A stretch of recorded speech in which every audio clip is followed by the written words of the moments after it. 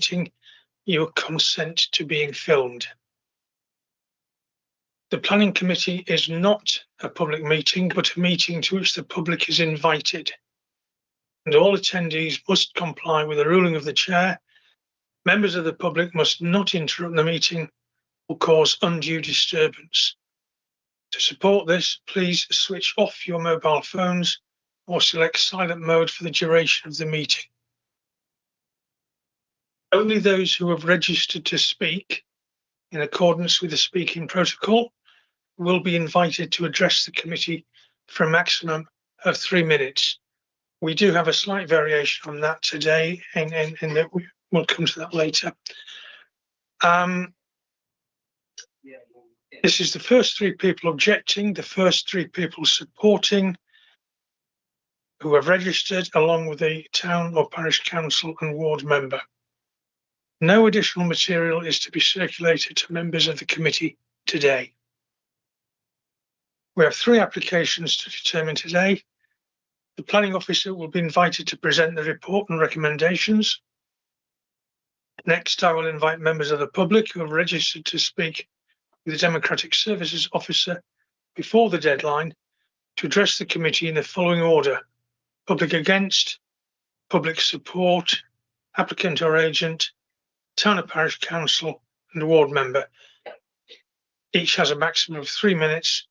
In one case today, those 3 minutes are being 2 people plus a third are sharing 6 minutes. We'll come to that later on. Following on from the registered speakers, the planning officers will have the opportunity to address any salient points they wish to clarify, and committee members will be given the opportunity to ask questions of the planning officers before moving on to the debate. At the end of the debate, we take a vote, and I will declare the decision of the committee. Can I remind members that when we go into councillor questions and debate, please state your name and ward for the benefit of the public watching, and speak directly into the microphones so we can all hear you. If anyone is using Teams, please ensure you're on mute and your device volume is set to 0. Before we begin, just a few final points regarding general housekeeping. We are not expecting a fire alarm today. However, should the alarm sound, please leave the building calmly, without delay, using the nearest fire exits, which are located to the side of the room. The meeting will be formally adjourned at that point and will only resume once it is confirmed it is safe to do so. Please note the order of the agenda has been adjusted, and application P full 2024-06769 will be the first application to be heard. The officers involved in today's meeting include King Cowell as our Eastern Area Manager, Elizabeth Adams, Development Management Team Leader, Claire Hicks, Planning Officer, Claire Marshall, who's our Engineer, Phil Crowther, who's our Legal and Business Partner, Megan Rochester, and Joshua Kennedy, who is our Committee Clerk and the Democratic and Governance Officer. Josh, do we have apologies for absence? Yes, we've received apologies today from Councillors Tony Coombs, Spencer Flower, and Barry Gorringe. Okay, thank you. Does anyone have an interest to declare on the committee? Any members wish to declare any predetermination or? Okay. Has everyone seen the minutes of the previous meeting? Yeah. Any comments on those or? No, take them as all content with them. Okay, in which case, those members of the public who have registered to speak, do any wish to speak now, or will you wait until after the officer presentation for the relevant application? I'll take it that means you're all going to wait. Okay. In which case we move on to what is now the first item on the agenda, PFOL 2024-06769, Shady Glades, Long Lane, Wimborne, BH21 7AQ. We're presented by Elizabeth Adams. And this is the one where we have public speakers, where the first three speakers will actually share 6 minutes between them. And then the third one will get his 3 minutes. So we're clear on that? Okay. Liz, take it away. Thank you, Chair. Good morning, members. This application is for the change of use of land to a dog exercise park, including formation of car parking areas, erection of fencing, and placing a storage container. Now, regretfully, this application was originally granted planning permission under delegated powers in error.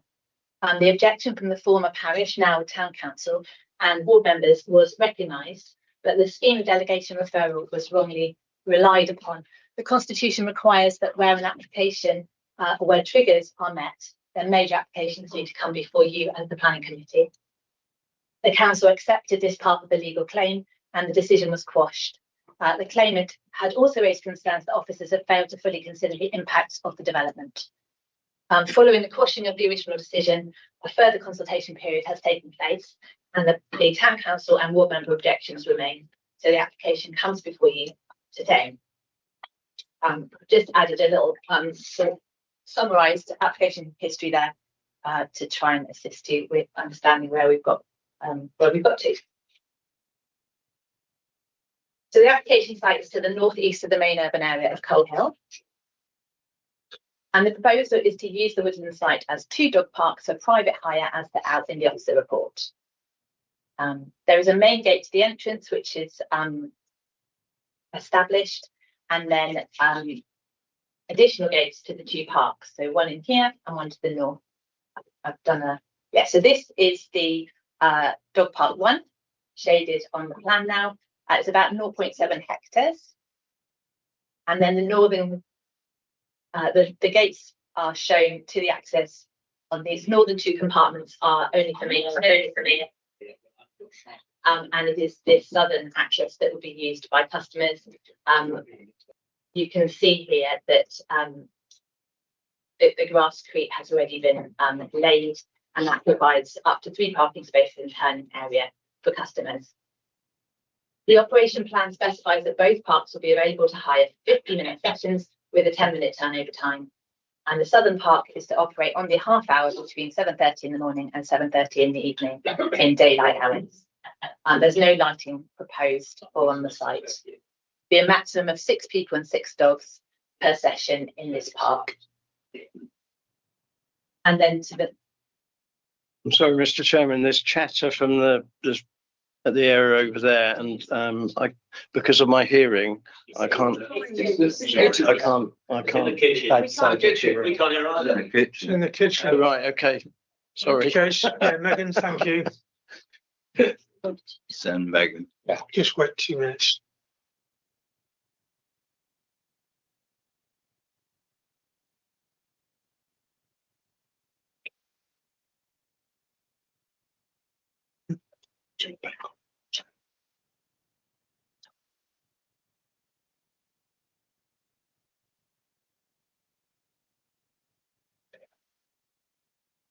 How much did you miss, Lynn?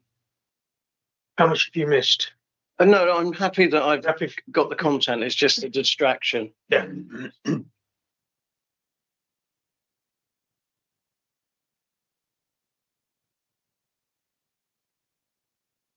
Thank you, Megan.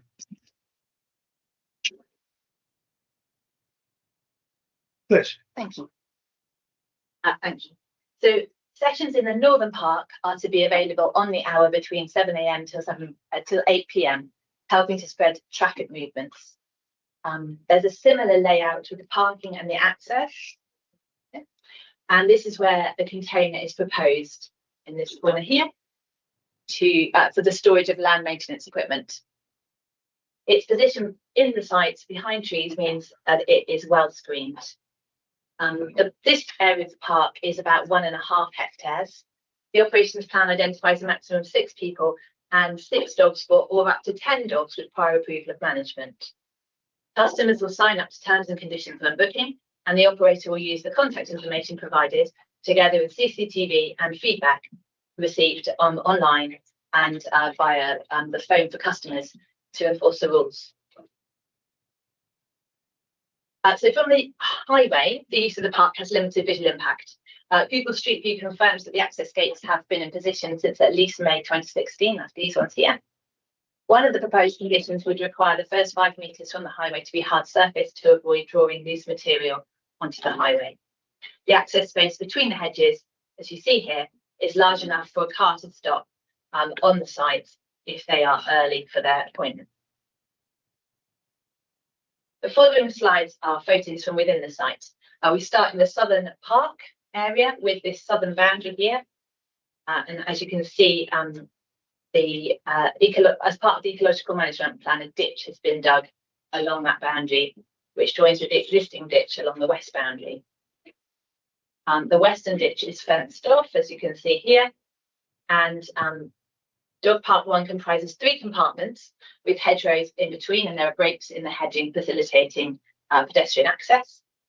Between the 2 dog parks, there is double fencing with planting, and that's quite similar to what you see in number 2, although that is actually the western boundary, and there's additional planting between those 2 hedges to provide screening. Dog Park 2 is larger with a more open area to the east here, and then as you cross the ditch, it's more wooded.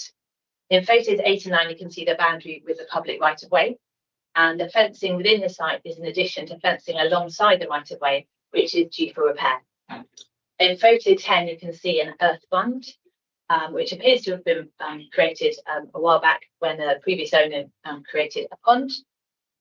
The applicant has added bamboo screening to the deer fencing in this location, as she's mindful of concerns raised by neighbours. You can see that in photos 11 as well. There is a strip of land beyond the southern boundary, this bit here, which is treed but marshy, and beyond that is the garden of Old Dairy Cottage, also known as Old Dairy House. Further to the east, there are some goats kept in a paddock in here, and also understand there's ponies and potentially some sheep. So the main settlements are shown here in purple, and the village infill area of First Hill is in yellow up here. Concerns have been raised that the development site is too far from any settlement to accord with policy PC4, which encourages economic development in or on the edge of existing settlements. As set out in the report, officers acknowledge that the site is not particularly accessible by sustainable means, but consider that the proposal represents rural land diversification, which is sufficiently near to Coal Hill to be acceptable. This plan actually shows the rights of way. There are several of them in the vicinity, but it is considered more likely that use of the dog park would access the site by private vehicle. Council's highway team is satisfied that the site has appropriate visibility displays. It's been established that the visibility displays lie within the highway, so there's no requirement for a condition to maintain those, as the highway team will maintain the land, but they should be alerted if vegetation growth starts to restrict visibility. Concerns have been raised by locals about the highway being unsuitable for additional traffic due to its single width and lack of formal passing places. It is recognised that rural roads like this one are used by pedestrians, cyclists, pony riders, horse riders, as well as vehicles. The highway already serves dwellings, agricultural land, and at least 2 public houses. You've got the Barley Mow to the northeast and the Horns Inn to the southwest. Parts of Long Lane are less than 4.1 metres wide, which is the width that the manual for streets identifies as being necessary for 2 cars to pass. But there are other wider sections where passing is possible, and the width of the highway is identified as slowing speed. The highway code includes requirements for all road users, with drivers required to drive with reasonable consideration for other users of the highway.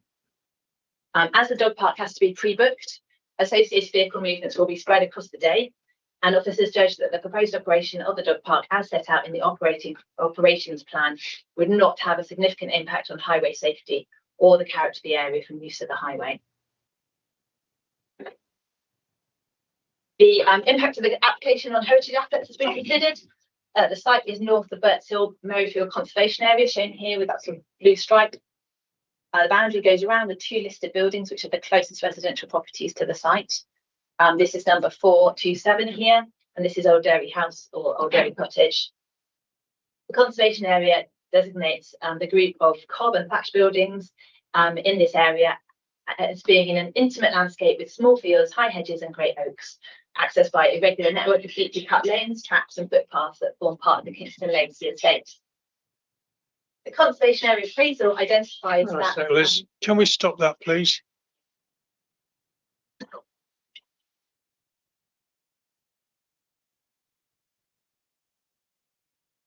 Apologies.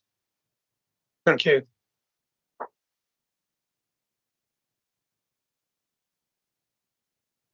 Okay. Okay, Liz. Thank you. So the conservation area appraisal identifies that the informal hedge-lined character of the lane, this is long lane that is, forms the setting of 427 and the Old Dairy House, and this would not be altered by the proposal. It is recognised that additional traffic can impact on character, and this was quantified by the conservation area appraisal. But as I've already said, the highway is in regular use, and the number of cars anticipated from the proposal is not judged to significantly change the existing character of that use of the highway. Due to the siting of properties, both of these 2 properties near to each other and near to the highway, the council's conservation officers have not judged that the changes arising from the dog park use would result in any significant changed experience of the heritage assets. These will remain predominantly in undeveloped rural landscape. So no harm to heritage assets has been identified. This is just to provide some further background. You can see from these aerial photos that the character of the site changed after 2009 with the creation of woodland on the site. This has been retained by the applicant, but the woodland felling licence for 252 trees was granted by the Forestry Commission to facilitate the management of the site. The accompanying ecological report for the application identifies that the felling of trees has benefits for ecology as it allows additional sunlight to improve the ground flora and understory layers, which to date have just remained as grassland predominantly, or bare earth. The ecological report was produced for the applicant, informed by a preliminary ecological appraisal and a preliminary roost appraisal that was conducted on the 14th of August 2024 by Natural England licensed ecologists. The survey identified that there was 1 mature tree with potential roosting for bats. The site offered habitat suitable for dormice, great crested newts, smooth newts and nesting birds. Evidence of other protected species was not found at the time. Third parties have raised significant concerns that work to the site had already been undertaken before the survey was undergone. It's clear that the land was used as woodland prior to the applicant's ownership, but with limited management of the canopy of the trees, the canopies are grown together. Evidence provided by the applicant suggests that deer fencing was in place on the site from at least 2001. Following concerns raised by third parties, a further site walkover was undertaken by ecologists in November of this year, and no evidence of the use of the site by additional protected species was identified. As the dog park use will only be during daylight hours, it's not anticipated that noise and sensor in the dog park would harmfully impact on the activities of nocturnal species. The ecological impacts of the proposal are considered of considerable concern to objectors, but the council's natural environment team are satisfied that appropriate surveys have been undertaken to inform the ecological mitigation and the enhancement plan, that no protected species are likely to be harmed by the scheme, and that more than 10% biodiversity net gain can be achieved. This is just an extract from the biodiversity net gain plan. There's a variety of habitats on the site, and the ecological report identified that there would be the loss of a very small loss of woodland for this particular development because the woodland management had already been resolved. And there would be sections of native species which hedgerow would be lost to erect the gates, but that overall an enhancement of 33% of habitat units, 10% hedgerow units and 10% watercourse units could be achieved following woodland enhancement, additional planting and the creation of the new ditch. In terms of impact on neighbouring amenity, as I say, these are the nearest residential properties. They're separated from the site by agricultural land, although it's very narrow to the north here. The Garden of Old Dairy House or Cottage lies approximately 12 metres from that southern boundary with Dog Park 2. Oh, excuse me, go back. This is, as you can see, a very long garden. And although it does rise slightly uphill, officers do not anticipate any demonstrable harm from overlooking by those using the dog park. Noise is a significant concern to objectors. As set out in the officer report, it's recognised that the proposed use would increase instances of noise from dogs, which is difficult to predict and will vary depending on factors such as breed, temperament and triggers. A noise impact assessment was submitted in support of the application, informed by a week-long recording of background noises in May 2025 and the recording of 6 dogs with 6 people in Dog Park 1 and 3D noise modelling software. Based on average noise levels, it concluded that the impact on residential properties would be limited, as noises would not exceed average baseline levels. Also set out in the report, objectors have critiqued this noise assessment. Officers do not consider that the baseline levels are unusual given the proximity to the highway and the site being on a flight path for Herne Airport. But we do accept that there is the potential for noise levels to be harmful to neighbouring amenity in worst case scenarios. The environmental health team has highlighted the importance of site management. Those using the park need to supervise their dogs and be considerate of neighbours. Objectors consider that the operations management plan to try to achieve that is unenforceable as it relies too heavily on customer compliance. But officers consider it is not unreasonable for those paying to use a facility to follow the rules, and the on-site CCTV will assist in encouraging compliance, whilst the providing the management team with the ability to identify, contact, and if necessary, take action against those who fail to comply with limitations, including on the number of dogs, humans, and instances of persistent barking. I think this is my last slide. I wanted to provide the context because another issue of concern is the impact on animals in the vicinity. I've just popped here, these are the animals that I'm aware of, although this would of course be subject to changes over time. The sheep fields to the east and to the south and the Garden of Old Dairy Cottage are considered by officers to be sufficiently separate and screened from the proposed dog parks that no harm is anticipated. The field in which the goats are kept is adjacent to the park here, and the operation plan identifies that those booking the parks will be warned to avoid Dog Park 2 if their pets will be triggered by animals. By the operations plan, the applicant is also offered to erect additional closed fencing if the adjacent owner identifies that that is required. Concerns have been raised about dogs escaping from the park, and obviously that would have the potential to cause harm to the neighbouring animals. But the double gates, so one at the front and then one going into each of the parks, would provide an airlock system, and dog owners will be supervising their animals. The operations plan includes a requirement for daily checks of the site so that any animal damage to the integrity of the fencing could be identified and action taken.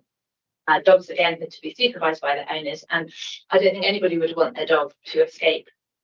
With the airlock system and the fencing in place, consider that reasonable measures have been taken to avoid such occurrences, and condition 4 is proposed to require maintenance. So in summary, as set out in the officer report, it's considered that the application is acceptable and it is recommended for approval. But slightly differently to normal, normally we would recommend an approval straight away, but during the course of this application, concerns were also raised about land ownership certificates having not been correctly completed. Although the Land Registry Office have confirmed to the Council that a change to the register to the applicant's name was requested in November 2023 following the land sale, the updates have not yet taken place. And in these circumstances, the applicant has lately served notice on the previous owners who were named or remain named on the land registry title. It's therefore requested that members delegate authority to the Service Manager for Development Management and Enforcement to grant planning permission once the 21-day owner notification period expires. And the same the same would be true if members were minded to make any other decision. We would wait those 21 days. There's a number of conditions in the officer report. Condition 5 is currently requires compliance with the operations plan. Following discussion internally, we have a suggestion to try to provide reassurance to neighbours who remain concerned about the enforcement of that operations plan.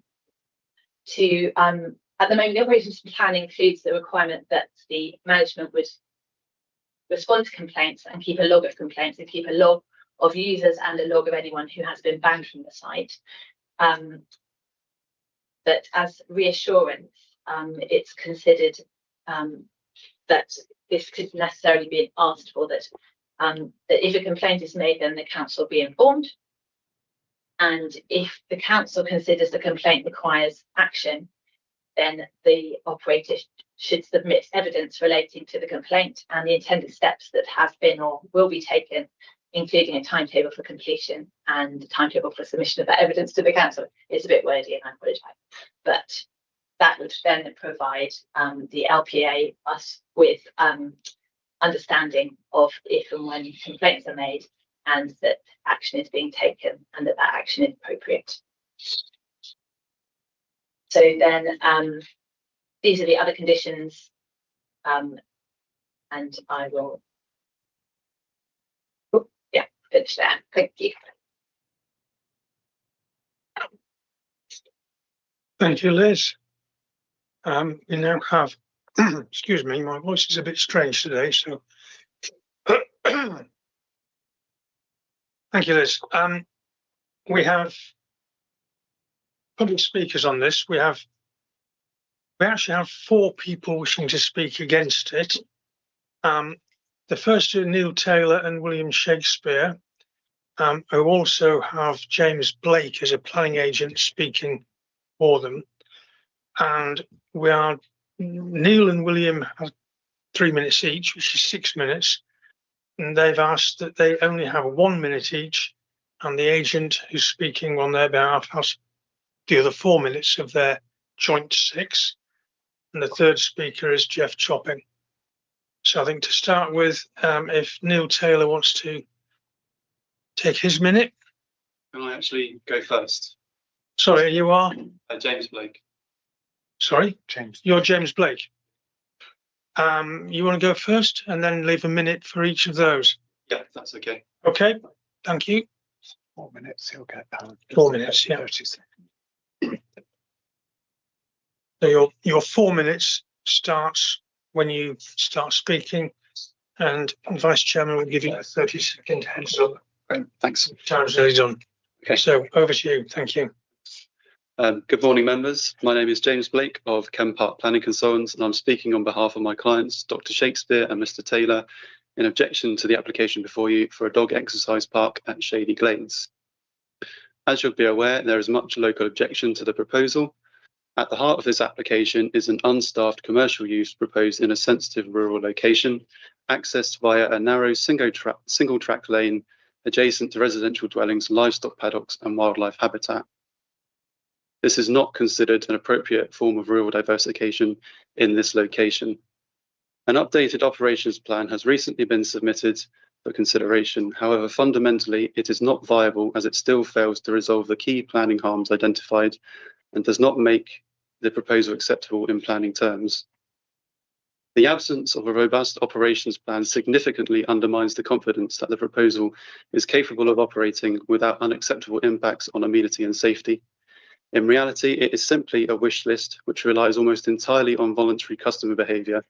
Customers being punctual, not arriving early, not blocking gates, controlling barking, closing and locking gates properly, picking up dog waste and managing reactive dogs at all times. The plan uses phrases such as clients are asked or clients are advised throughout. These are not enforceable planning controls. This fails the National Planning Policy Framework's test for enforceability, precision and reasonableness. Noise remains a central concern, with up to 16 dogs able to be present on site at the same time from early morning until evenings, 7 days a week. There remains no on-site supervision to intervene in real time if barking becomes persistent or if an incident occurs. CCTV monitoring, even if operational, is to be sampled only, with no detail of how this is to be undertaken. It is also retrospective and is unreliable as a means of preventing nuisance occurring. Independent acoustic evidence shows that noise impacts have been significantly underestimated and may amount to a statutory nuisance, particularly in nearby gardens and during early and late hours. Further, the entire operation depends on customers arriving and leaving exactly on time, using coded gates on a narrow lane with limited passing opportunities. With no staff present, there is nothing to prevent waiting on the lane, blocking shared access or vehicle overlaps. This creates foreseeable conflicts with residents, farm traffic, walkers, cyclists and horse riders. Granting this application may also set a precedent for further inappropriate development along Long Lane. The impact on livestock and wildlife remains unacceptable. Dog barking alone can cause sheep worrying, stress, miscarriage and injury, even without physical contact. The National Sheep Association has made this clear. The fencing proposed is not a fail-safe, and the plan acknowledges that dogs may dig or escape. Finally, the proposal seeks to allow banned breeds under an entirely unstaffed model without sufficient airlocked gates, sufficient supervision or emergency protocols. This significantly heightens safety, liability and amenity risks and is wholly incompatible with this location. In summary, the operations plan is unacceptably inadequate, meaning that the proposal remains unenforceable. Further, the site is inappropriate for its setting, harmful to amenity, unsafe in highways terms and damaging to livestock and wildlife. For these reasons, I respectfully request that the committee move to refuse this application. Thank you for your time. Thank you. Just under the full. Thank you. So if we have Neil Taylor or William Shakespeare, which, sorry, you Neil or William? I'm Neil Taylor, yeah. Neil, okay. Thank you, Neil. You have a minute left, which is when you start speaking. So compose and get on with it. All right. All right. Thanks very much for giving me the opportunity to talk. I'm the person who took. I just pause you a moment. Yeah, exactly. Thank you. For the audio and anybody listening in, you'll need your mic on. There you go. Thank you. Thank you for listening to me. I'm the person who took judicial review proceedings against the council and got the decision of the 30th of April quashed because it denied us the chance to explain how strongly we felt to comment on the planning officer's report or to hear your reasons for making your decision. The previous planning officer, Ellie Lee, wrote a report to herself and 2 days later made the decision subject to important conditions which only she would approve. The current planning officer has written a report which is objective, which is objective either because she's ignored the evidence from James Blake and the noise report from Seth Roberts of Mackenzie. One example is that she says that our sheep are timid. She does not mention that a fully grown bully dog, XL bully dog, is 4 times the size. This application should not be granted we cannot use our sheep in the fields. We're going to be worried about aggression and the peace of safety of our garden will be lost. Thank you. Thank you. Which we now have William Shakespeare. So again, Mr. Shakespeare, you have 1 minute from when you start talking. Thank you. My name is William Shakespeare and I live next door to Shady Glades. A pop-up campsite there was closed down after a summer of noise and campfires and discovery of a stray crossbow bolt. 2 rescue dogs belonging to the previous owner caused my neighbour's goats to jump their enclosure. The council's environmental services team says it is difficult to model dog noise due to the unpredictability of different dogs, but with regard to the noise, management of the site is key. Shady Glades depends on this. Sorry? 30 seconds remaining. With regard to noise, may I have the 30 seconds from now? Yes. Thank you. The CCTV consists of 2 posts with solar panels and cameras for over 2 hectares of woodland and hedging. The plan is for the applicant to live monitor new clients from home. How long will that last? And aspects of the applicant's behaviour have made us sceptical of her candour. Remote management plan is unrealistic, it's unworkable, and it's unenforceable. I'm open to questions. Thank you.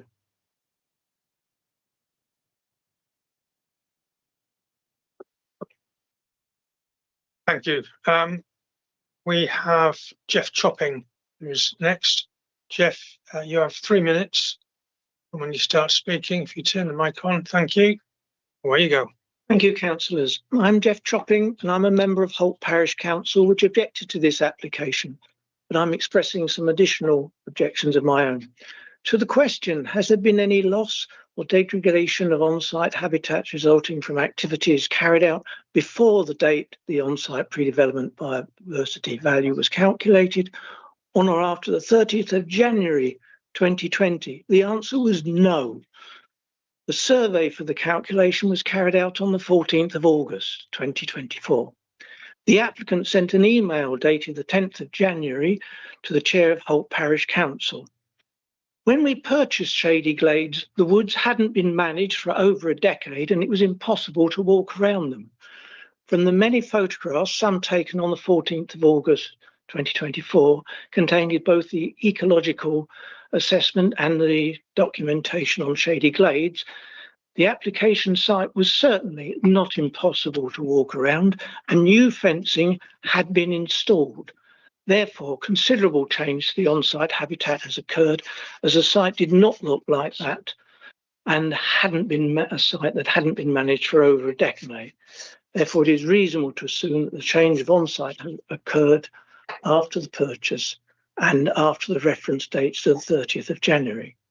Even one of the vendors stated that since Lorna Trent has owned the field, she's made vast improvements to it and really enhanced the look of the field. Why am I mentioning this? If the applicant wanted to minimise the nuisance to neighbours, one might suppose she would have bought the other half of Lot 10 furthest from the resident neighbour. However, that half would have had what I think was still an active badger step with discarded bedding on its boundary in January 2025. Unfortunately, when I visited again in November 2020, some of the entrances were covered in cobwebs. The government specifies that the Badger Trust guidance is followed, and it includes any report that states a site has been cleared before an ecological assessment was undertaken should be treated with extreme caution and indicates that the legal requirements outlined in Section 3 of this document have not been met. Ros Tuck of Natural England is concerned, and of course one needs a licence from Natural England to construct fencing near a badger set. Natural England only consider a planning application once it has been approved. 2 seconds. And they do not issue licences retrospectively. There is deer fencing being put up. This is necessary due to the current boundary fence in need of repairing from trees falling on it. The agent for the application in the letter to Holt Parish Council says it's a 5.37 acre site and the boundary is approximately 850 metres, and it says to prevent digging. Badgers, who can certainly dig and also climb, are a protected species and are worried that the work has been done already, may have been done very considerable damage to their habitat and perhaps... Thank you, Mr. Chopping. Your time is now up. So I object to this and hope that you will use the natural environment for the best. Thank you. Next speaker we have is Public in Support, which is Samantha Taylor. So again, if you turn on the microphone, the little button to the right, and then when you start speaking, 3 minutes. Hi, I'm Samantha Taylor. I'm a dog trainer, dog owner and user of every existing secure dog field, probably in Dorset. I'd like to talk to you today not just about dogs, but about people and why secure dog fields like Shady Glades are becoming an essential community facility. Modern shared spaces are busier than ever. Walkers, cyclists, runners, children, other dogs, all using the same paths and spaces, often at the same time. For many dog owners, that's perfectly manageable, but for a growing number of people, it's not. Some owners live with poor health and disability and simply cannot manage long walks or the physical demands of controlling a dog in a busy shared public space. For them, being able to drive to a secure field, park safely and know that their dog cannot escape is not just convenient, it's life-changing for them. Shady Glades offers 2 thoughtfully designed secure areas with individual access and parking. That matters. It means privacy, safety and calm. It means people can exercise their dogs without stress, without judgment and without fear of something going wrong. This is also invaluable for puppy and owners of very young dogs. Recall training is one of the hardest and most important things to get right. Secure fields give people a safe place to let dogs run freely whilst they learn, without the risk of roads, the risk to livestock, and or distractions they're not yet ready to handle. It's the responsible thing to do. For owners struggling with behaviour challenges, secure spaces can be the difference between coping and giving up their dog to a rescue shelter. I say this both personally and professionally. I own a dog who finds other dogs in his space very difficult, and I'm also a dog trainer working with many clients in similar situations. Every public walk requires constant vigilance. Managing your dog, managing other people, and managing their dogs is exhausting. Being able to drive into a secure space is a relief that we all welcome. Secure fields like Shady Glades are often the only place dogs like mine can truly run free. And when dogs can relax and exercise properly, their owners can too. That has real benefits for their mental health and well-being. While Dorset does already have some secure dog fields, they are frequently fully booked, which just indicates the level of demand that there is. Many, however, are simply just fenced off grass fields, which, while safe, are very uninspiring. Shady Glades is different. It offers woodland, orchard, open spaces. It offers enrichment as well as in security, benefiting dogs and their owners. Finally, I want to address concerns around misuse. As a regular user of existing fields, I can honestly say I've never encountered problems. Dogs are actually less likely to bark because they're in a place they feel safe and they don't have to encounter the things that they find scary on a daily basis. People who rely on these spaces are grateful for them, respectful of them, and deeply aware they don't want to jeopardise their existence. Shady Glades has been created by someone who understands the needs of both dogs and people. It fills a genuine gap, supports well-being and provides a calm, controlled alternative to already overstretched public spaces. It's not just a dog facility, it's a vital community resource. Thank you very much. And we also have the applicant or agent, which is Emily Jeffries. Emily, if you, again, you know the procedure, I'm sure. Thank you, Chairman, for the opportunity to address the committee today. I trust members have received the briefing pack which details the key merits of this proposal. I would like to begin by outlining the journey undertaken by the applicant throughout this process. Since the initial approval in April, the applicant has submitted extensive additional information to discharge conditions. This includes the habitat management and monitoring plan, container details, operations plan, noise assessment, and biodiversity net gain information. As a result, the application now comes before you with enhanced safeguards and supporting evidence going beyond what it was originally approved upon. This reflects the applicant's commitment to best practice and full compliance at every stage. Following the High Court's decision to squash the previous approval in November, we have greatly valued the Council's constructive dialogue to ensure the scheme satisfies all of their consultees. In response, the applicant has revised the operations plan to include further details as requested by the Council and their consultees, and has commissioned multiple ecological walkovers to confirm the absence of certain protected species on site. The site lies within the Greenbelt, however, the proposal benefits from the exemptions set out in paragraph 154 of the NPPF, specifically clauses H, II, V and B. The scheme includes minimal built form and the change of use preserves the openness and does not compromise the purpose of the Greenbelt. In terms of noise, the Council's consultant concluded that dog barking already forms part of the local soundscape, with dogs living nearby and being walked along adjacent public footpaths. Accordingly, no unacceptable impacts are therefore anticipated. The site will be monitored via extensive live CCTV coverage across all the dog parks, and all attendees will be required to comply with the rules set out in the operations plan, or will be banned from using the park. The proposal will not adversely affect the welfare of neighbouring livestock. While sheep grazing does occur nearby, these animals are located opposite the site and are separated by a public highway and substantial hedgerow. Furthermore, the enclosed areas of the dog park are secured with 6-foot deer fencing and rabbit fencing, ensuring that dogs remain contained and under supervision of their owners at all times. This makes the likelihood of any escape extremely low. The proposal additionally delivers a 33.3% biodiversity net gain across the site, including enhancements of over 1 hectare of broadleaf woodland from poor to moderate condition. The applicant's ecologist has undertaken repeated site walkovers, most recently on the 19th of November 2025, confirming the absence of protected species such as badgers. Therefore, on behalf of the applicant, we request your support and we commend the case officer's recommendation for approval. Thank you. Thank you. There's one more statement to come, which is from the local ward member, Councillor Will Chakawata. Will works with NHS, is unable to be here today, but my Vice Chairman, Councillor Duncan Sowry House, will read out the statement on his behalf. So, Duncan. Dear Chair and committee members, I'm sorry I'm unable to attend in person due to work commitments, but I submit this written objection as ward member.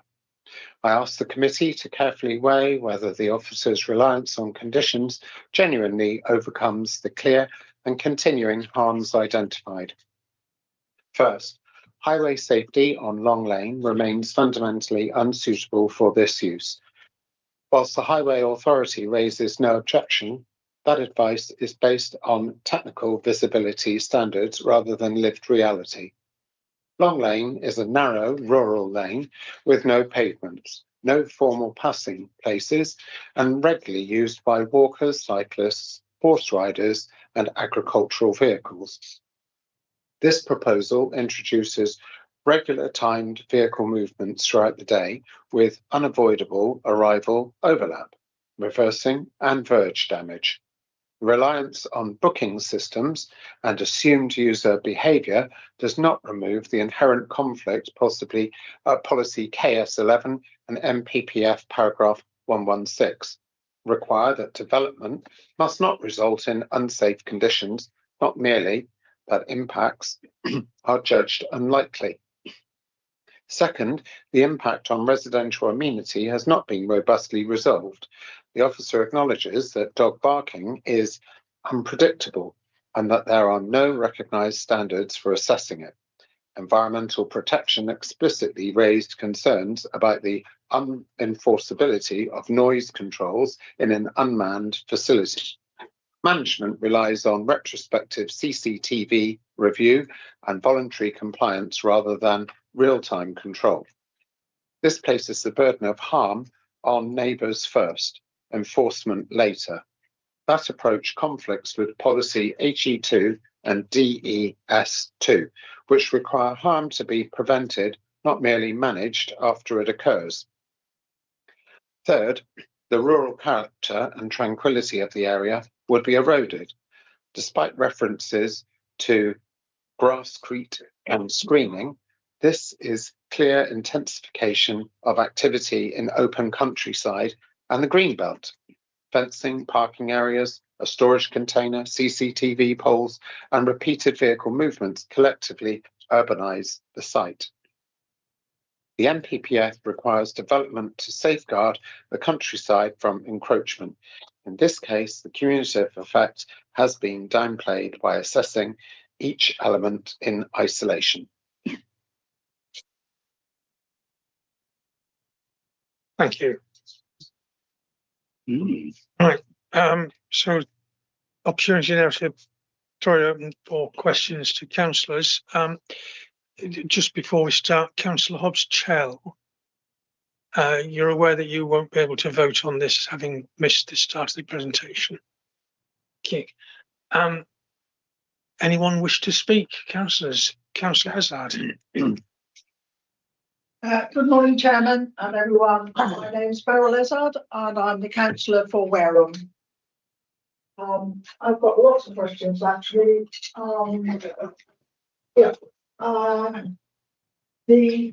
The question that this land is not settled by the people that are actually running it, and it seems like it's gone on now for six or 9 months. I think the land registry would have sorted that by now, but I'm a bit concerned that the land that's being used here, I would consider to be public land. And the amount of dog owners using each patch or each section, there, the two sections, it's 6 on each one for 55 minutes, I believe. That means at least 6 vehicles up and down and changing over in that period.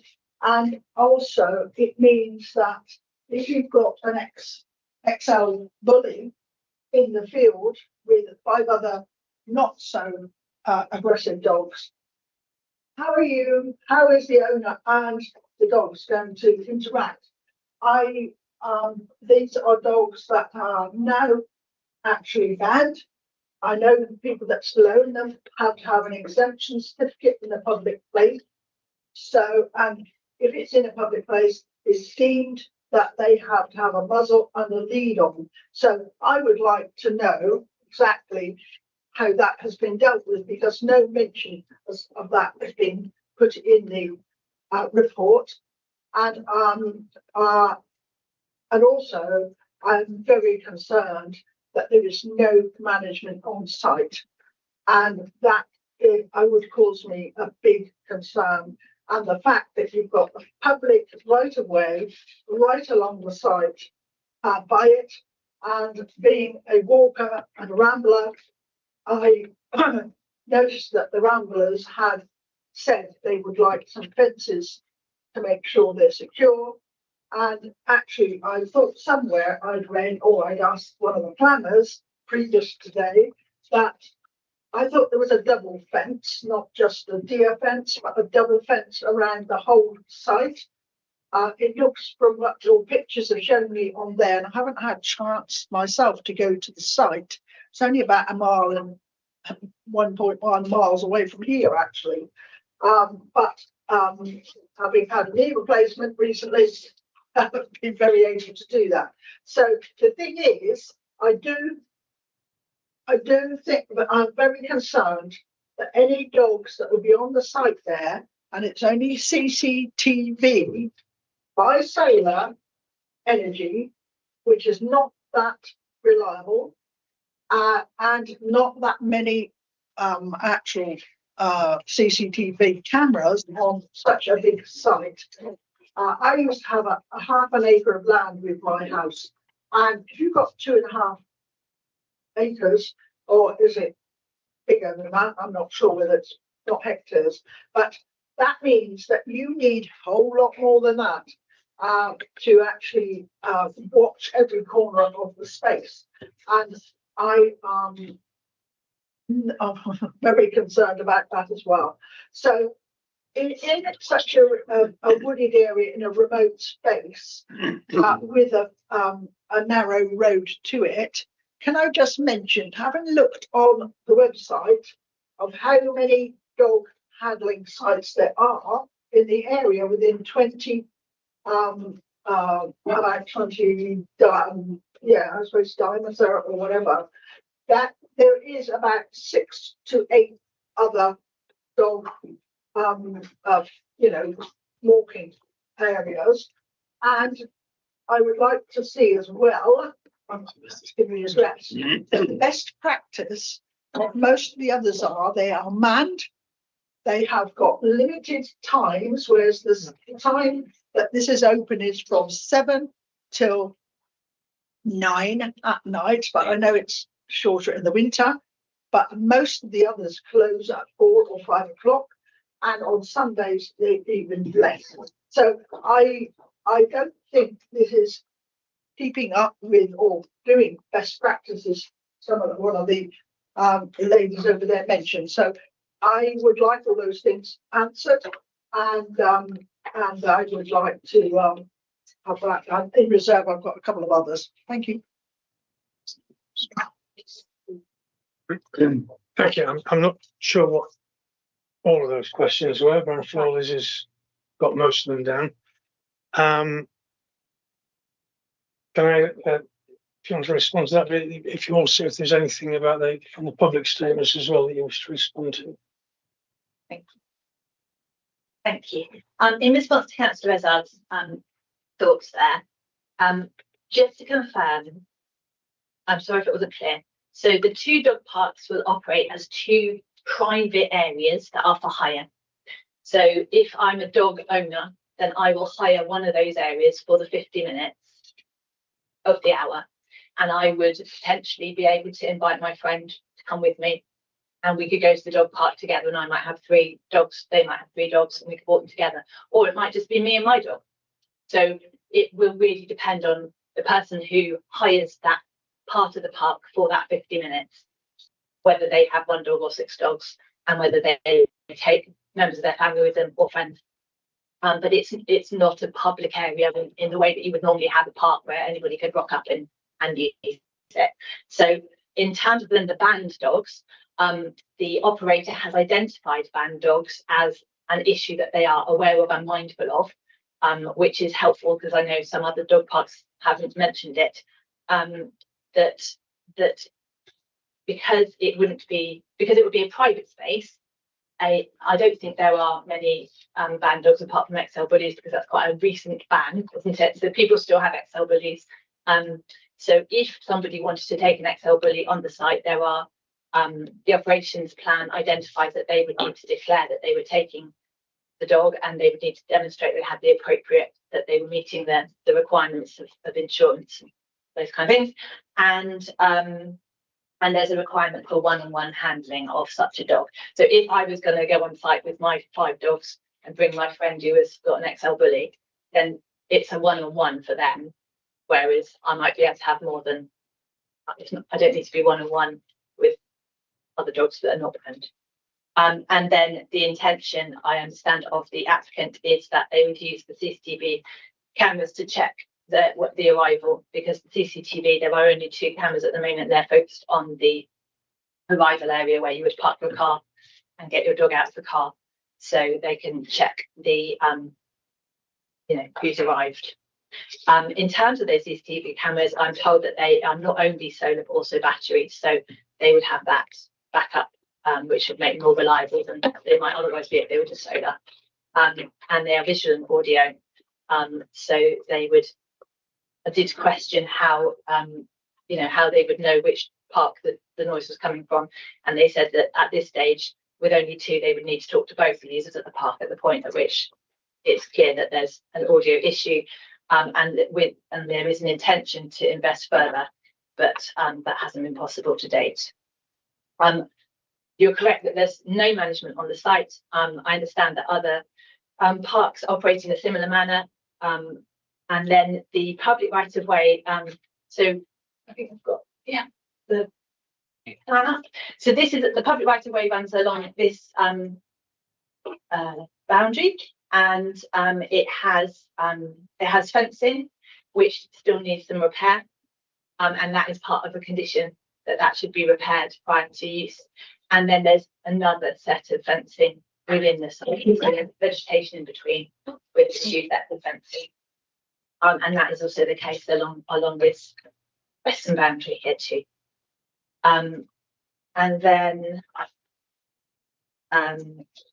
in terms of the timings, it's currently proposed between 7 AM and 8 PM, which officers consider is appropriate, but obviously members, if they wished to, would constrain those times if they thought there was reasonable justification. Those are in winter, they'll be shorter, is that right? Correct. So daylight hours, yes. Okay. Does that answer most of your question? Yes, most of it. I might come back later on, but I'll leave you like that. Thank you. Okay, thanks. Councillor Skeets. It's Councillor Skeets, and it's Andy Skeets from Westmoors and Three-Legged Cross. Listening to the local member and the parish council, there are some pretty strong recommendations and concerns on this actual application. And initially, I feel slightly sympathetic towards that, but obviously we need to talk that out and evaluate it properly.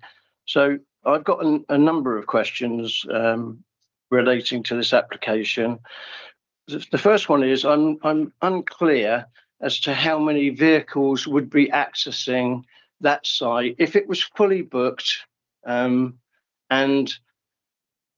there was as many friends as one was allowed to come together for that site.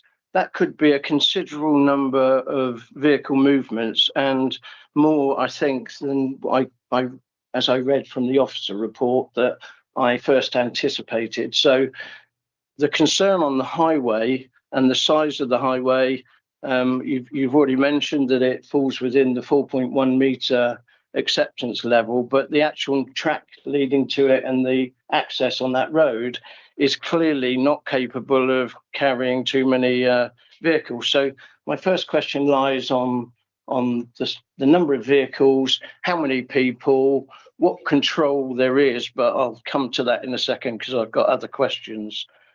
My second question is that the noise levels you mentioned were based, I believe you said, on 6 dogs.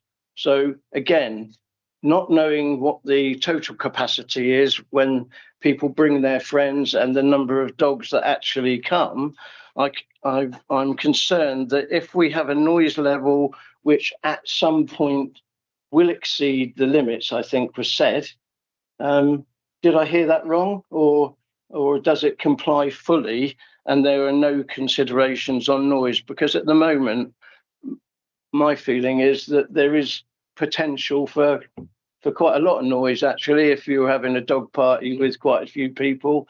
I don't really know much about this operation in the sense of this particular one, but I know that there are other facilities locally, and in fact in Three-Legged Cross there is a dog park that seems to operate successfully. My next question is on the fencing and the control and the control of, I think there are 3 or 4 things mentioned, and that was that they would monitor the complaints. There would, I'm assuming there would be some point of contact, which is easy, and that any incidents that were raised could be dealt with. But because there's nobody there, and I'm making the assumption that the CCTV which is there is not 24-hour cover or 12-hour cover, whatever the span of the time was. I think you said between 7 and 8 and 9.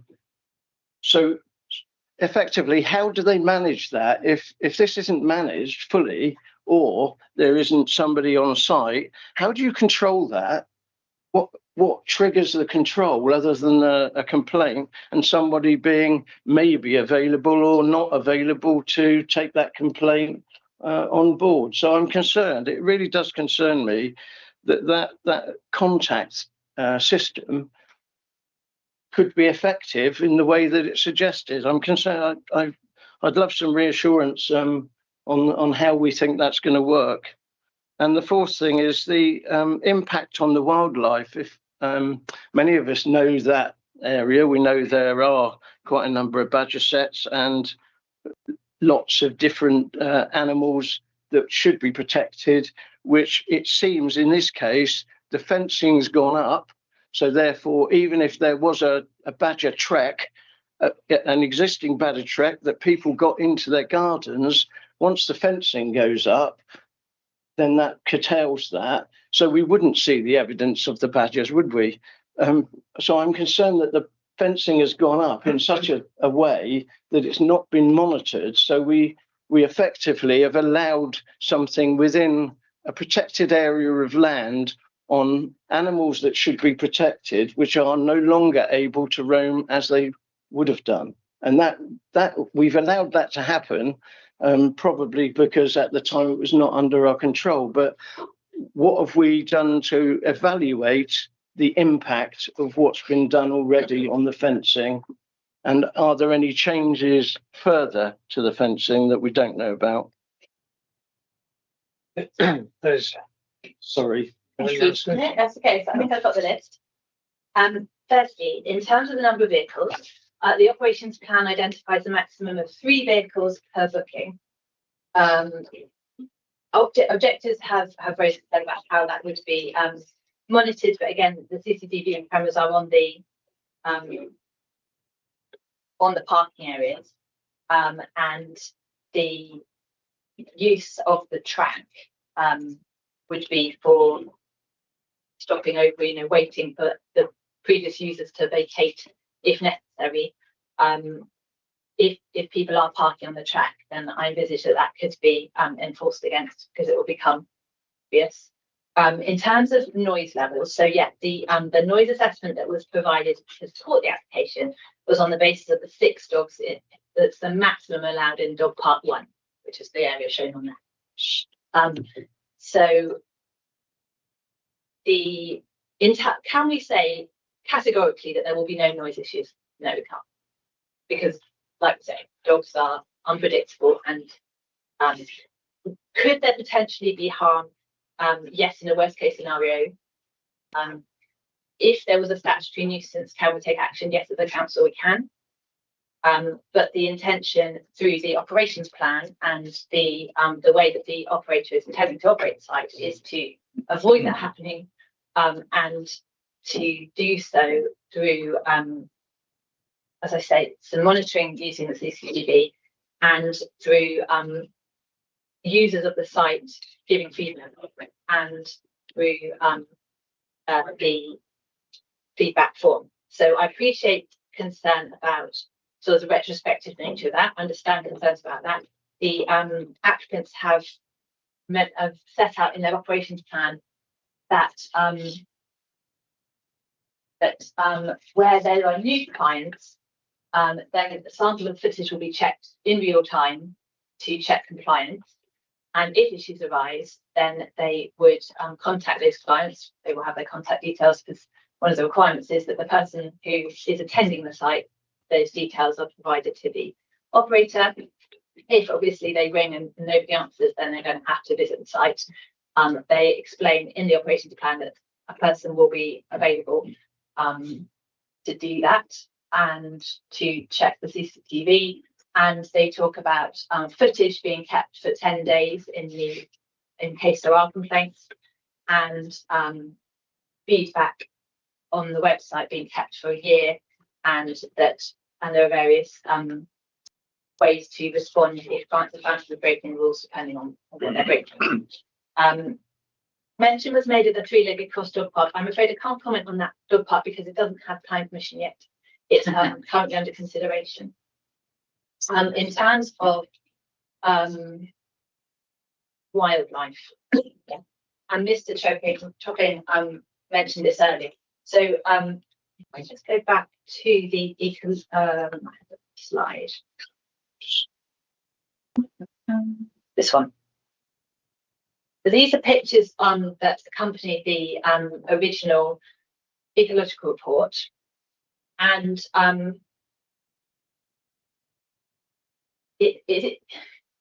think the issue with this is that although we know that there are protected species in the vicinity, council doesn't have any evidence to suggest that they're using the site.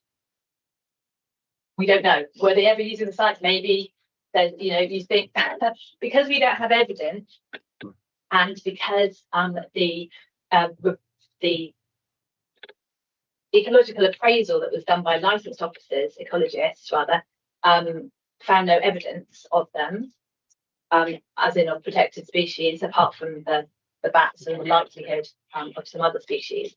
The Council's Natural Environment team are satisfied that everything has been done that should be done to check that there's no harm. And that I know there is the issue of when the fencing went up, and as we all know, certain fencing can go up with permitted development rights. As I said in my presentation, the applicants provided some information from correspondence with the National Trust, which suggested that the site had been fenced as part of the woodland creation back in 2001. And I think all we can say at this stage is that the appropriate checks have been done, and there's no evidence to suggest that this use is going to cause harm. Thank you, Liz. Councillor Skeets. I'd like to ask some supplementaries on the contact. So I turn up at the dog park as a user, and somebody's walking down the footpath and has an issue with what I'm doing, how many people I've got there, noise, etc. How do I know how to complain? How do I contact the company? How's that done? Is it just on phone call, or is there really good signage? Have we made a condition for that sort of signage and contact information, and it to be shared perhaps on social media as well, or is that just left to the applicant? I come back to that, Yeah. for you, Chair. So the site has a website, and there's a feedback form on the website.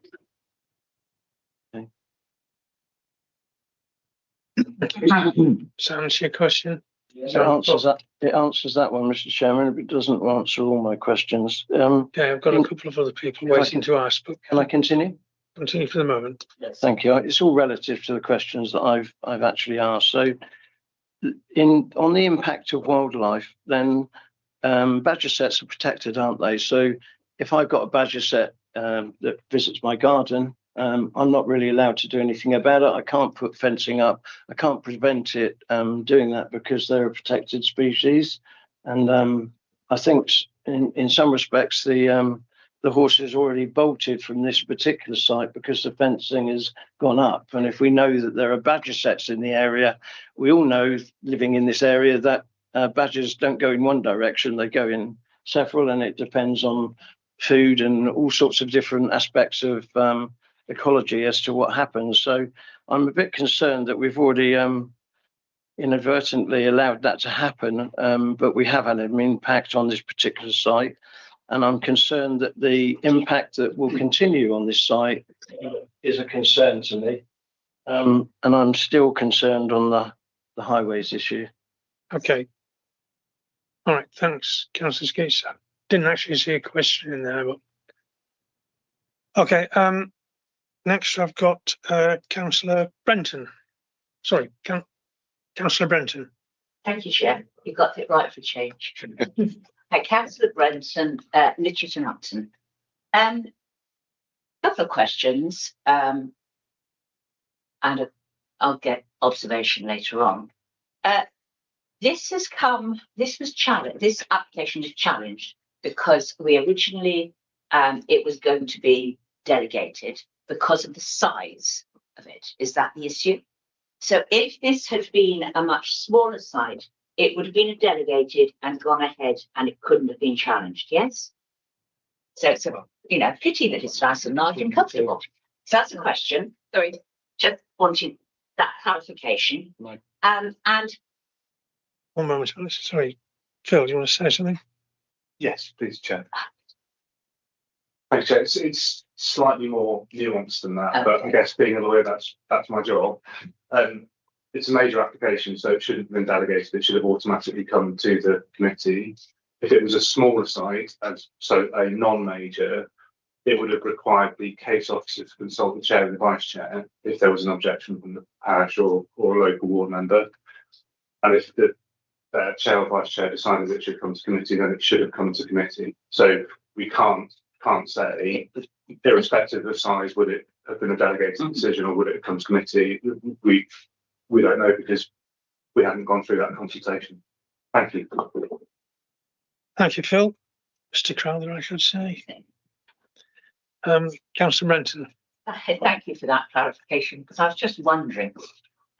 So that leads to another question, which is when this business, I've had a couple of comments, like a lot of us have, about there are so many other sites in the area, so there's no need, and that comes down to like a business case. So my question is, have the officers actually checked how many other similar privately booked dog parks there are within, say, a 5-mile area, and whether or not they are well booked, overbooked? According to some people, that there's plenty of capacity, and according to other people, this is actually quite in demand. and particularly because it's quite large and quite private, rural, quiet. So that was another question. It undermines or it doesn't undermine the business case? That's the question. As far as I'm concerned, please, this is another question, and I just tried to look it up, but haven't got very far. I know badgers are protected species. Where is the nearest badger set? Is it literally the other side of the fence, or is it 20 metres away, 100 metres away? Because as far as I know, it is not illegal to fence your own property against badgers, as anyone who keeps chickens ought to know, because they're quite inclined to come in and raid things. So that's another question. Is it actually illegal to fence your property against badgers? And where is the badger set? And there's probably another couple as well, but we'll go with that. Business case and badgers. Thanks. In terms of business case, that's a commercial matter entirely up to them. We, as a planning committee, aren't really involved in whether it's going to be profitable or not. And if it's not, my guess is it'll stop. But I don't think there's any need for a planning inquiry into the business case. But over to Liz. In terms of badger sets, I can happily answer that question. I know that we try to keep the location of badger sets. It's quite sensitive, isn't it? So I would so to be a bit vague, my understanding is that there was an active set within, let's say, tens of meters, but apparently that's no longer active, and the sets are now within hundreds of meters. Is it worth just saying? So some of the concern, I think, is related to the fact that the original set was no longer in use. But having checked with the Natural Environment team, that didn't cause them particular concern, because the set itself had not been affected, and because badgers do have a habit of moving around. Thank you. Does that answer your question on that? No, that covers what I was wondering. Thank you very much. I'll leave it. I've got comments, but I don't think they're quite questions as such at the moment. Thank you. Thank you. So I've got Councillor Florrick next. Thank you, Chair. Pardon my voice. Councillor Scott Florrick, Cork Lawn Ward. Question about in the highways report. Given that Long Lane is an adopted highway with a legal speed limit of 60 miles per hour, why is the proposed access being designed to a visibility standard of 40 miles per hour rather than the statutory speed limit? Could that not compromise highway safety? I do understand that the 40 mile an hour is based on the survey that was undertaken, but what happens when someone from outside the area that this kind of business might attract is simply going the speed limit? Could that not cause some issues with highway safety there? Thank you, Scott. We have highways here, so I think unless Liz wants to desperately answer that herself, we'll pass it across to Claire. Hi. Yeah, Claire Marshall from Highways. In terms of the limit of the road, yes, it is a 60 mile an hour road, but that is a limit, not a target. And if you've driven the road, you'll know that it's highly unlikely that you would reach those speeds, even if you weren't from the area, because generally people that aren't from the area are the ones that drive slower. It tends to be locals that would drive faster. I myself have driven it several times, the narrow sections between 20 and 30 miles an hour, the wide sections between 30 and 40 miles an hour. So in line with the speed survey that was carried out.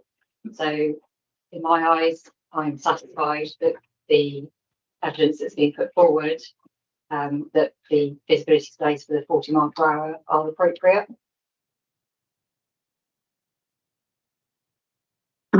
Okay. Councillor Florrick, any comments on that, or does it answer your question, or? Can we not just lower the speed limit on that road then?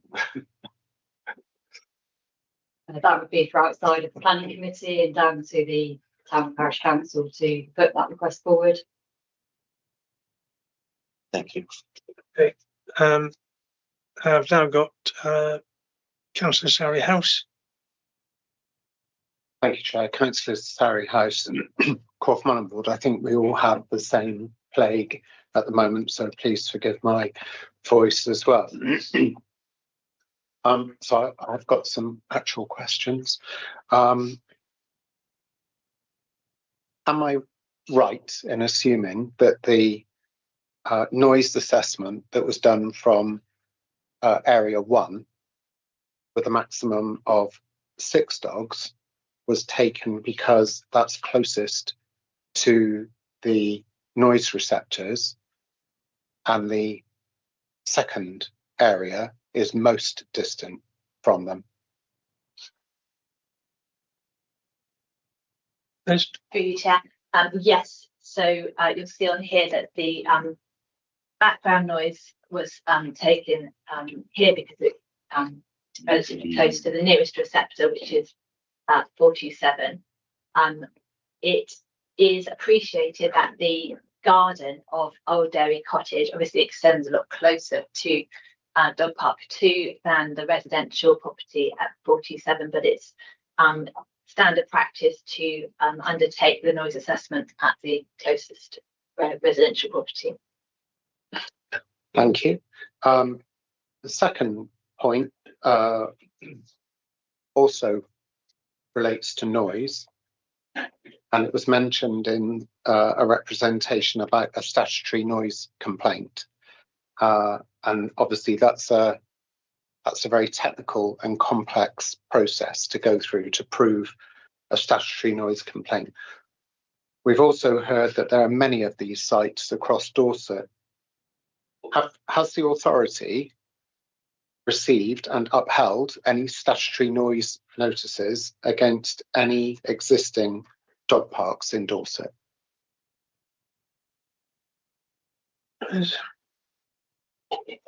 Thank you. I want to just check that I am speaking to the right. I checked this with the council's environmental health team, and I was directed to one instance in Upton. I'm trying to find the information. Apologies. Here we are. So we investigated 2 complaints from a neighbour in Upton in 2022 and 2023. It followed investigation procedure both instances did not determine the statutory nuisance, but this was taken up by the planning enforcement team because there was an allegation about more than the limited number of dogs being using the site. Okay, so just to confirm, that wasn't a statutory noise complaint upheld, but there was a breach in the planning permission. Thank you. And one more. So I think you've been quite clear that there is no evidence of nocturnal animal movements on site that would cause a problem with this application, although historically there may have been in the vicinity. So I wonder if you don't have to go very far in Dorset before you hit heathland, and much of our heathland is triple SI or Ramsar, so statutory designated protected sites. And I know operators of those sites, National Trust, Dorset Wildlife Trust, require dogs to be on leads. So therefore we could say reasonably constrained. So would it be fair to say that dogs using this site would also be reasonably constrained because they're in a fenced compound? Please. Thank you. Yeah, it's my official opinion that the fencing would reasonably constrain dogs. I appreciate there's concerns about digging, and that's why the operations plan talks about daily checks of the site and the need for dog owners to be alert to impacts that could arise if their dogs dug a hole and escaped to the site. They'd have to dig sufficiently to get under 2 barriers in most instances, so I consider that reasonable precautions have been taken. Thank you. Does that answer your question? Yes, it does. Thank you. Okay. I've got Hannah Hobbs-Chell next. I just want to before we go there. She can't vote. She can. Why not? It's my right. I've got a question of my own first, which is regarding where the noise tests were made. They're not anywhere near the garden at the cottage,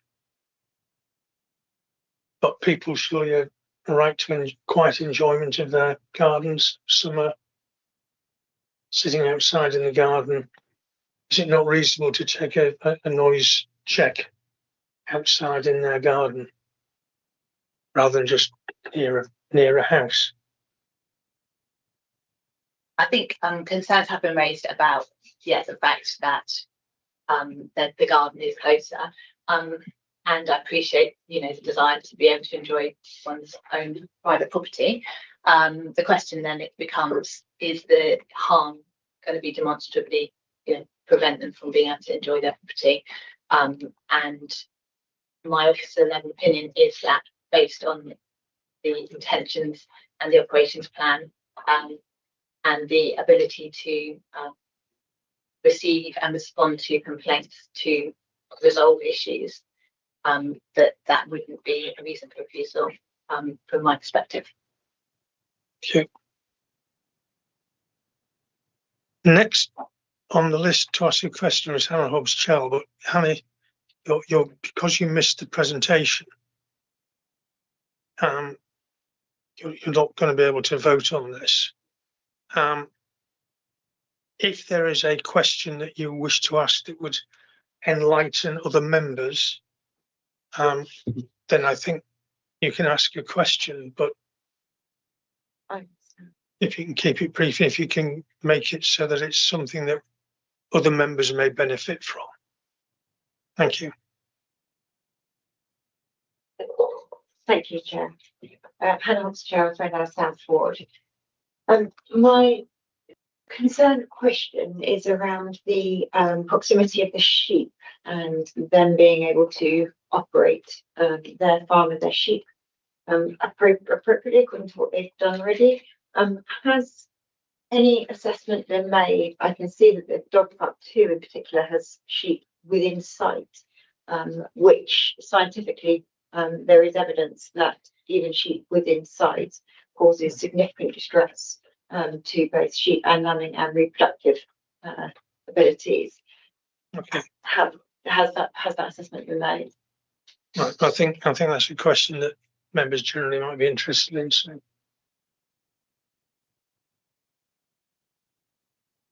So the concerns raised by objectors were supported by the National Sheep Association, who talked about concerns of sheep worrying from chasing, barking and biting. The concern really was about where the dog park shares a boundary and there's a visual site of livestock grazing. I did a search on sheep vision, which is not something I looked up before, and apparently they can see about 20 foot or 6 meters. Although I wouldn't like to, state claim that, but I think my understanding is that they have incredibly good vision in terms of their range, but less so in terms of distance. So from my, I'm not an expert, but from my understanding, the issue is more likely to be noise from barking than, because as I explained previously, the sheep in this field would have there's no visual connection because of this bund in the corner here, and the trees and the hedging. If my understanding is that sheep are sometimes brought into the garden during lambing to keep them safe from foxes, and at that point there's a 12-metre distance here, which is trees, and you saw a picture of the bamboo fencing that's been put up to assist with screening. And then in this field, there's currently goats and ponies, and I think there might have been sheep in the past. And at this point, potentially, there could be an issue. Again, it's I should show you the photo. There is vegetation. Obviously, I went on the site recently, so at the point in the time where the vegetation is at its least effective. And no, that's yeah. Oh, different one. So you can see here. So say number 12, you're looking through. There is still some distance, even where the field is adjacent to the dog park. There is still visual screening, which should help to protect the animals. Thank you. Thank you.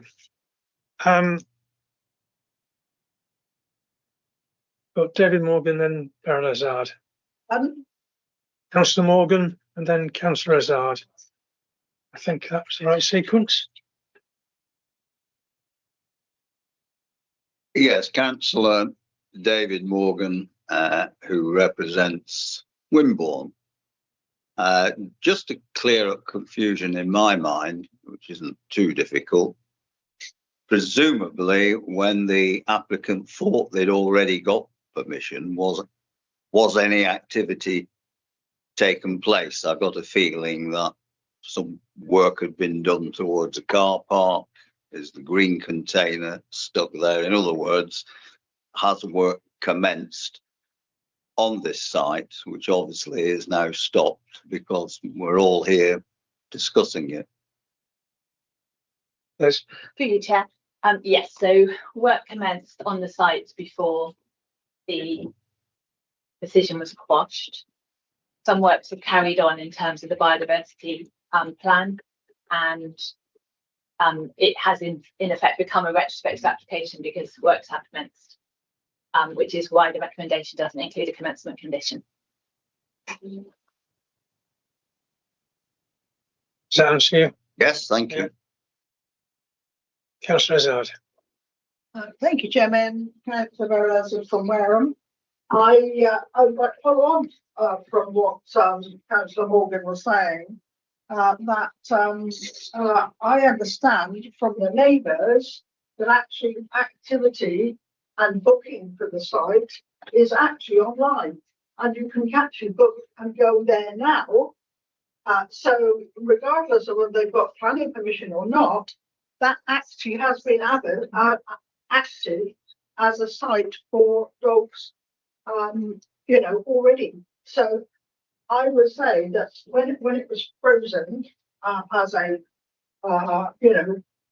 back in April, then there shouldn't have been any activity at all in the running of that site, because already neighbours are saying that goats have been frightened and jumped over fences, and that wildlife has been affected.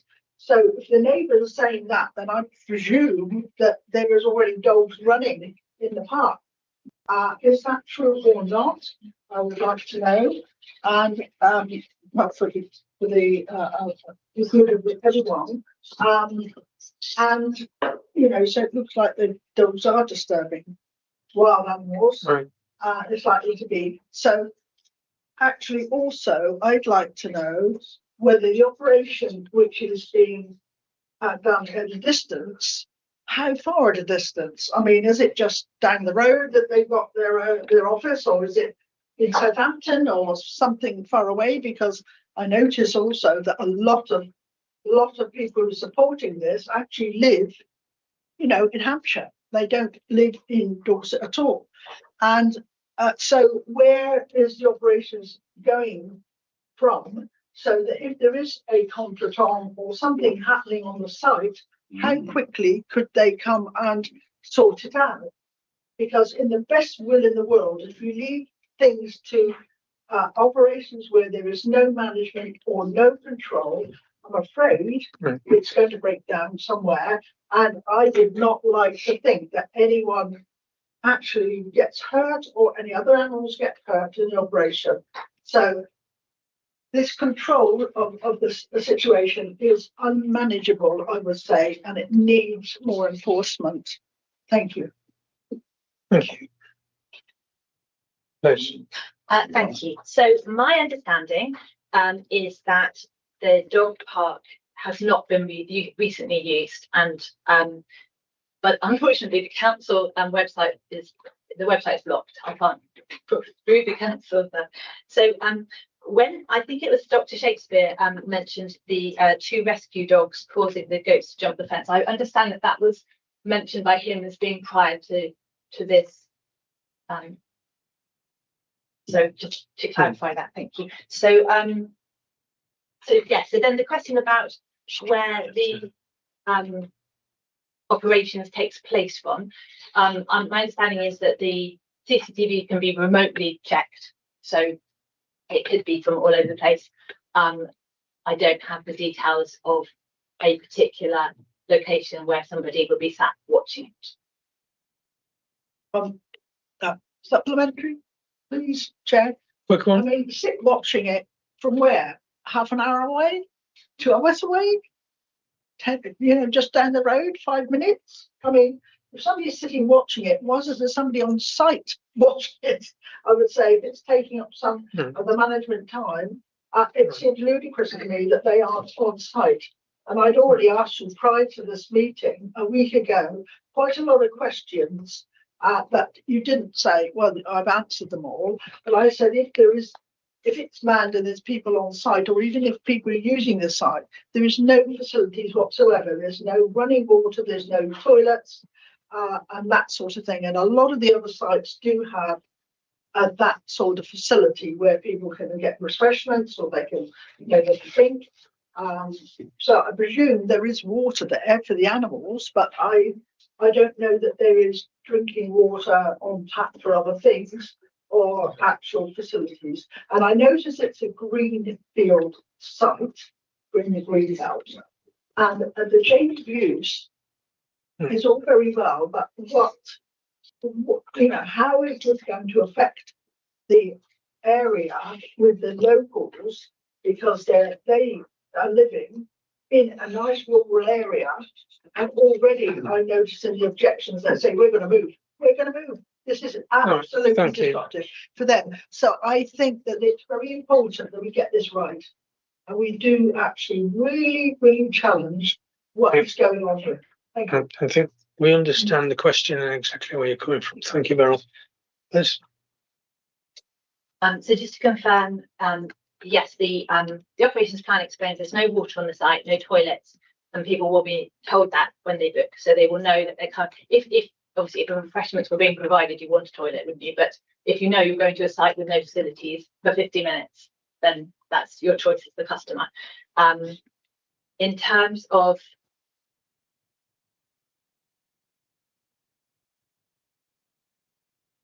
sorry, just to come back to you on the distance.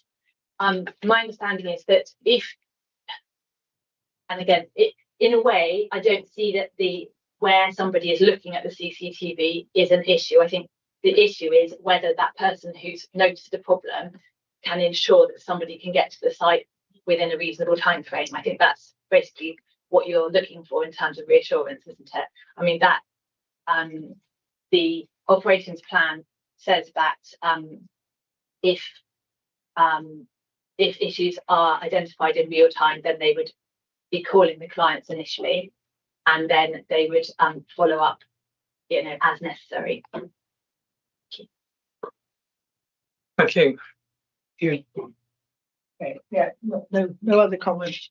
Do we have anyone else wishing to say something or propose anything?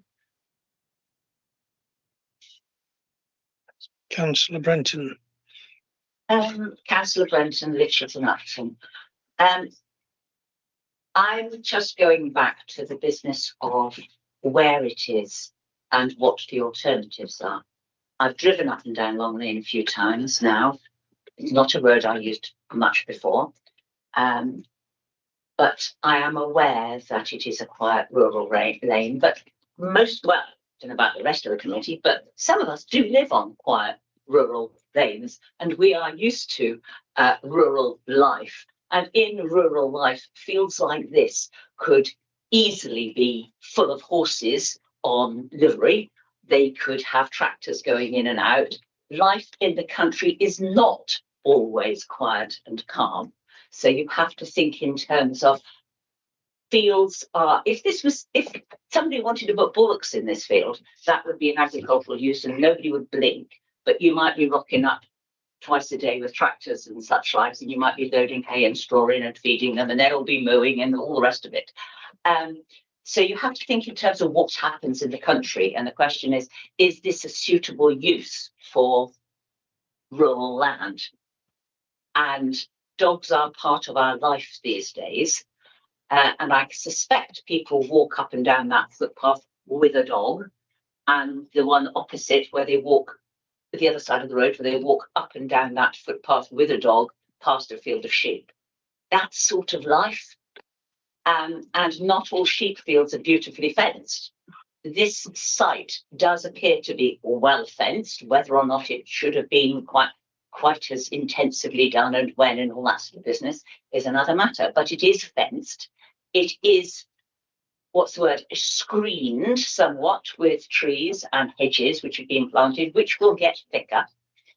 And there is a need for dog parks these days, because as a dog owner for 40 years, there are fewer and fewer places where one can safely let a dog off a lead. The heathland, you're supposed to keep them on leads for half the year. The woods, you don't know who you're going to bump into. I mean, my dog has been attacked many times, well, not many times, but a few times in forestry sites. It would be quite nice if he was a reactive dog, which he isn't. If one could go somewhere and be fairly secure that nobody else will bring a dog in there, and that is the right place then for training them. So I can quite see there's a need for this sort of site, and I can quite see that it is an appropriate use of fields. You don't want this in the middle of town. You don't want this on an SSSI heathland, which is perhaps has been suggested. Oh, you can go out to Holt Heath, yes. So I am balancing on this one. I can understand the problem with the roads, and certainly access track and various cars coming up and down. But really, I mean, I drove along that road the other day and we met 15 cars coming towards us. So sort of pulling in slowly and letting them go past or whatever is part of life at rush hour. I've also been along it and seen not a car in sight. So, that is the sort of natural swell of traffic. And I'm sorry that pulling onto verges and gateways makes a muddy heap, but you should come down my road sometimes. It's like that all the time. So but I also understand the issue of, things happening next door to you that didn't used to happen, which are really scary and frightening, but at the same time, sort of life. I really worry that we're turning into a dog unfriendly society, which is quite tricky, seeing actually dog ownership has gone up so much. And the other bit that I do understand the barking, and I think the issue is probably excited dogs who know they're going somewhere they want to go are more likely to bark at the time you pull the car up in front. That's when they start getting all excited and barking, rather than when they're actually freely roaming and enjoying themselves in the field. So I think the barking as they come up the track, I think that was the right place to take the measurements. So I'd like other people to chip in, but I don't want us to go, you can't do anything anywhere in the countryside, because they've got space we haven't everywhere else. Okay, thank you, Alex. Councillor Skeets. Councillor Skeets, West Moors and Three-Legged Cross. Harm of noise and impact on the local area. We already know that there is some impact on the sheep, goats and the animals around the area. We potentially think that there may be some harm to the ecology of the area, but we don't really know. But we still have the actual effect or the noise and the change of use, which enhances that.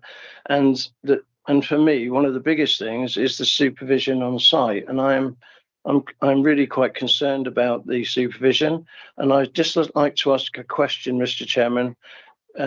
Is there anything that we can suggest to alleviate the fears of the supervision or lack of it in terms of actually somebody being there? Have we a right to, or can we suggest a way in which we could move forward but have supervision on the site? I'm not clear of our boundaries, so I'd like that explained if we could, please. So we want to know if we can put a condition on that will require somebody on site during hours of operation. Yes. Is that your question? Okay. Liz. Thank you. I don't think that would be a reasonable condition because it's not the proposal that's before you. And if somebody was employed on the site, they would need to meet the health and safety regs in terms of providing them with facilities, which obviously we wouldn't want to do in this countryside location. So we can't have somebody on site without facilities for them, and there are no facilities proposed in this application. Okay. Andy. Okay, I take that on board. I understand that, but I'm just thinking back to the dog park at Three-Legged Cross, which has been running for probably a year and a half or so without planning permission, clearly. But it is, and I think that they have just made an application recently for a portaloo, which doesn't actually impact on the ecology of the area. So therefore, it's a self-contained unit that sits there. It does nothing else other than sit there, really, basically. So I think your question on that could be easily answered in that way. So just moving without being able to discount it for that reason, what other suggestions can we make to help the supervision on site and reduce the impact of the noise and effect on the local neighbourhood and the gardens, please? I'm not actually sure that there's anything we can condition. Only these conditions we've just added. We've got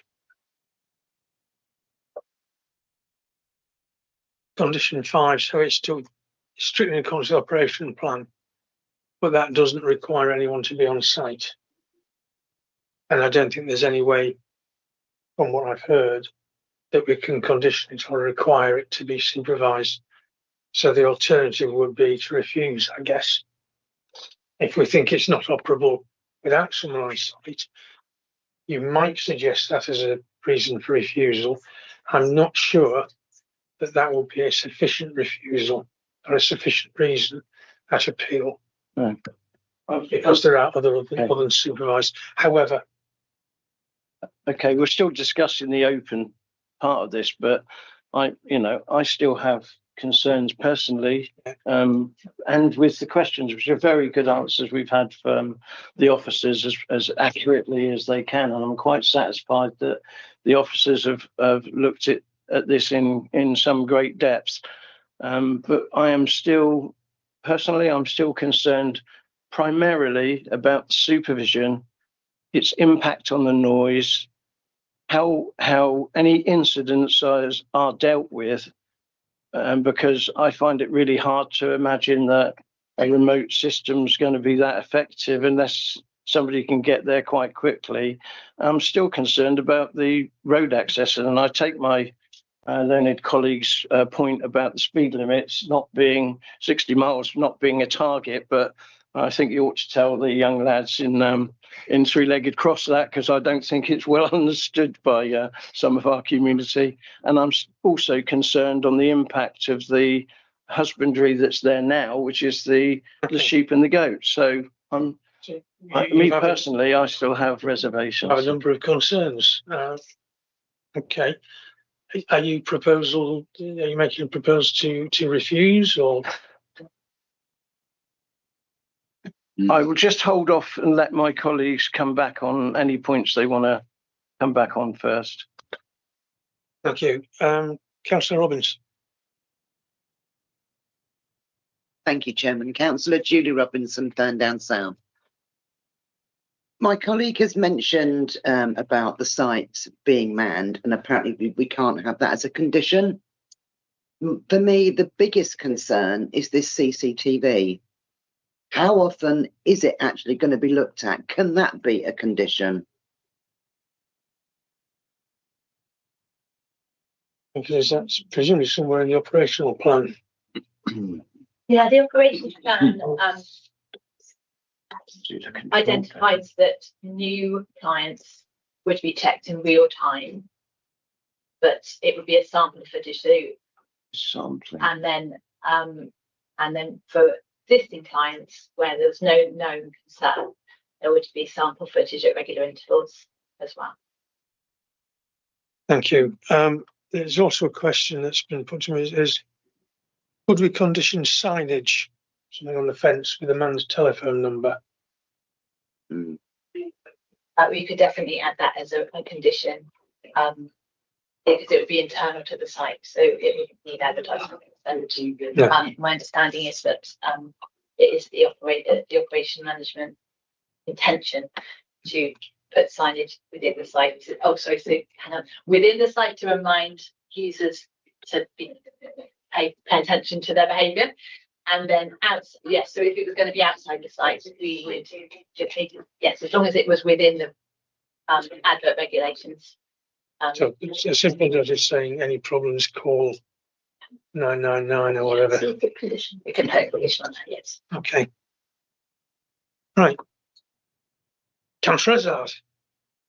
Thank you. I'm of a similar mind to Councillor Skeets, that I'm very concerned about the fact that there is no control on site, and if you leave things to the actual people that are coming and actually using the park to do all the things that was mentioned, that I saw somebody was saying that they've got to clear up the poo, make sure if they dig any holes, and can I just say, as a passing thing, badgers dig huge big holes in the ground, and they could dig right under fences. So whether badgers are 20 meters away or not, they could still have a network of things to come in the park. And we all know that actually the other animals on the other side of the fence, if they're not got, and I notice on other other sites where they're dog parks, they have got close boarded 6-foot-high fences. They are not just railings or chain link. And that actually means they cannot see beyond that fence.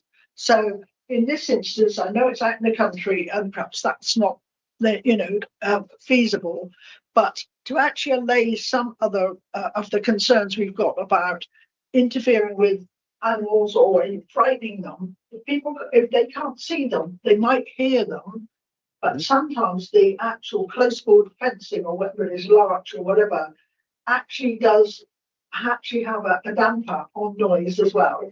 So I think we've got to have some sort of condition if we're going to get to a point where we're satisfied that actually these, if one of these dogs goes amok in the next even 6 months, all of us are going to be actually we're not going to be able to justify our reasoning to say, well, let's have this, and there's no. I think we understand where you're coming from. All of the things that go there. So it is a very, very difficult situation for us to make a proper decision in this case, because all the conditions that have been put forward are saying, no, it's not planning. We can't use an NPDF on that one or anything like that. So it seems to me that we're between a rock and a hard place, and I am very concerned that some of these things cannot be allayed, because really, if you cannot actually... I'm sorry, Beryl, we need to make a decision. But I mean, if we cannot actually, ensure that animals during the day within half an hour can be actually sorted, because a dog, any of these dogs we've seen in the news, how important it is in the families that they can turn just like that. They get jealous, there are all sorts of things. So it is important that we make the right decision here. And if the owners are remote, then you have to have some mitigating circumstances to be able to actually make them responsible and to be an enforceable situation. And at the moment, I can't see that. Okay, so what we're looking for is either an approval with conditions or a refusal. We've got Councillor Duncan Sarry House, and then Councillor Duncan Sarry House, Corfmine. So I think what I'm hearing now is we're wanting certainty around something that will always have a degree of uncertainty about it. I appreciate this as a commercial activity, but I'm very familiar with our heathlands where commercial activities happen, dog walking, companies, individuals, groups, walk dogs. That's a completely unsupervised environment, responsible to the land managers, whether that's the Wildlife Trust or the Dorset Wildlife Trust or English Heritage. That also goes to individual members of the public. They're also unsupervised when they walk their dogs. And I say dogs because I've seen what I would call a pack of dogs, more than 6, being walked by one person at a time. These are on sensitive sites, as I said, Ramsar, Triple SI. In fact, I think Dorset has one of the most regulated, designated sites in the country. So what do you do in one of those situations? You ring the land manager, because that's what's on the gate when you go in. That's what you do. That's what happens everywhere else. Now, similarly, as residents live in this area, so do people adjacent and within those protected areas as well. So it is just the same. It's unregulated. It could be anyone at any time. And I feel what we're looking at here does have an element of regulation. You know where they're going to be. They're going to be in one of the compounds. You do know the operator. You would be able to call them. I appreciate that's going to be reactive. But if there were something untoward, then I would suggest that's going to impact negatively on the experience of other users. So it wouldn't be in the best interests of the operator to have something that was not being used appropriately. I think ultimately, in these spaces that I've described, particularly the heathlands areas, calling the dog warden is also an option that people have. And I have to say, unlike some services which seem to be very latent, the dog warden does seem to be quite reactive and has attended site within 24 hours. So that would be evidence then for a further complaint. So I don't see people being completely disenfranchised. I think if there were a condition that the details of the operator and a manned telephone number was on site, that all residents, anybody could call, then wherever that person is, they're a phone call away. They will know who is on site.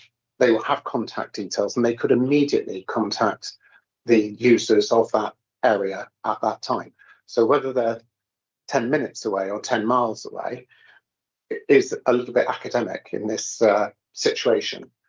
So I would make a proposal, having heard everything that I've heard, all the representations that I've received, having listened to the officer's recommendation and updated conditions, I would like to add one further condition to that, that this signage with the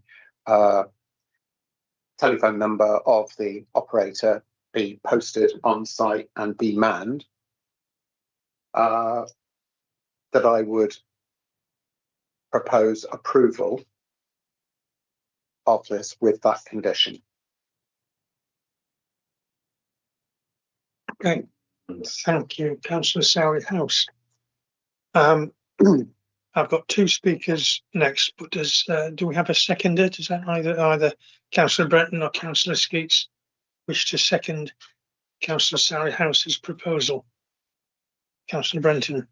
I would, accepting that condition of easy access to the operator, I would second the proposal to accept, because we need parks like this, and although everybody is sort of trepidatious when it comes to a new event over the fence, I'm very aware of many places where other rural activities have come in, which were perfectly, didn't need planning permission and have been more disruptive than I can imagine 6 dogs could be.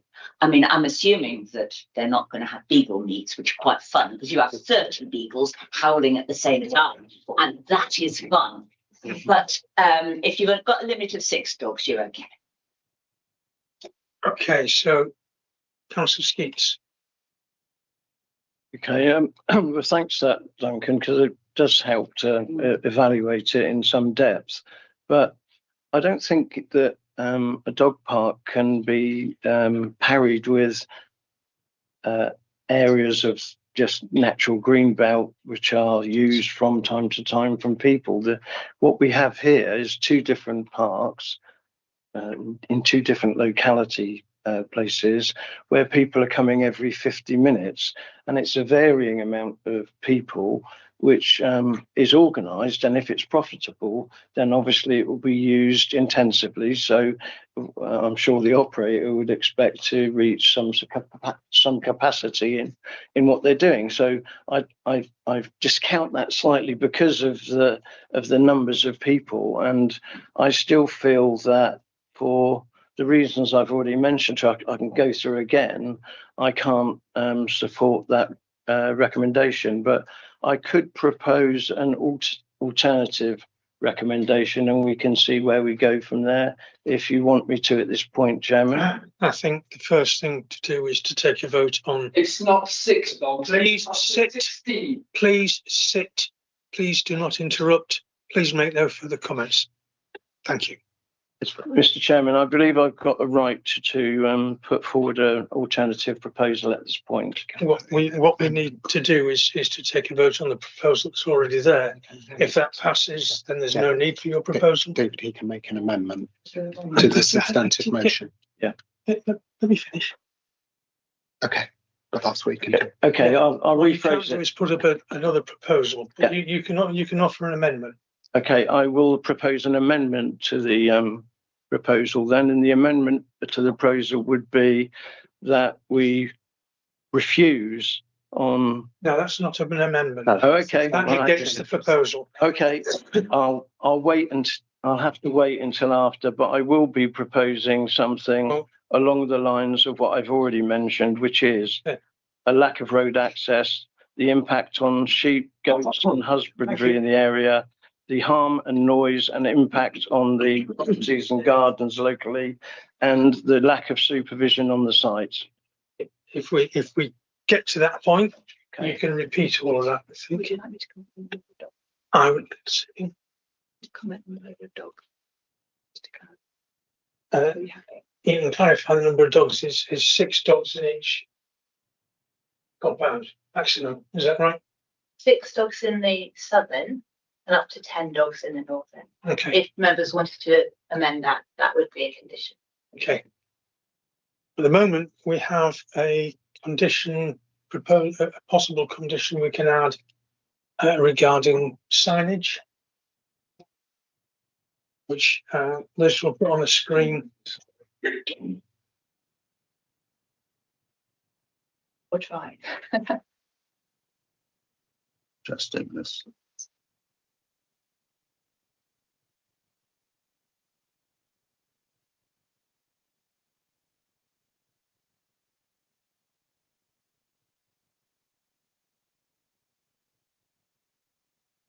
So in terms of the signage,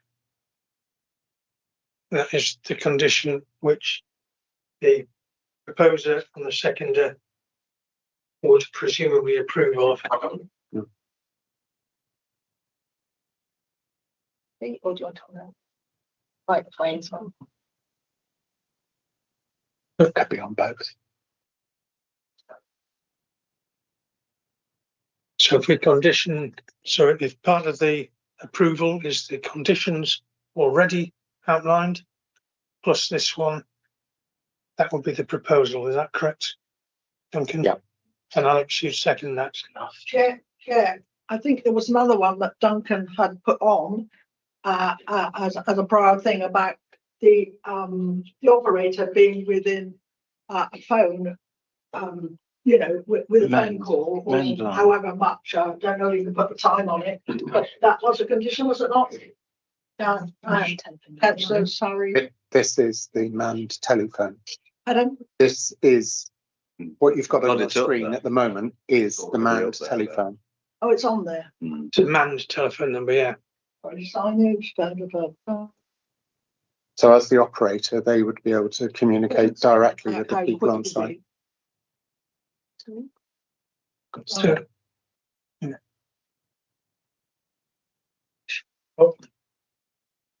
Thank you, Chair. Scott Thorpe, Portmont. Just a quick question. Do we know if there's actually mobile phone reception in the field? Assume there is. Through you, Chair. When I was on site, I actually did use the phone, but I'm only with obviously one provider, so I can't claim comprehensive coverage.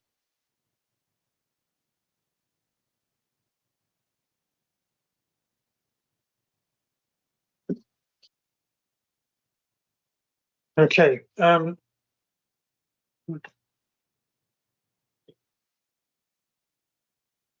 We've got a proposal.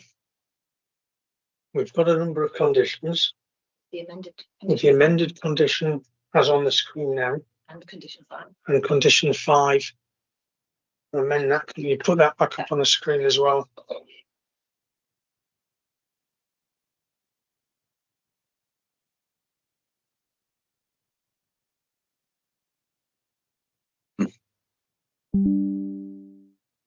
Alex, sorry, Beryl.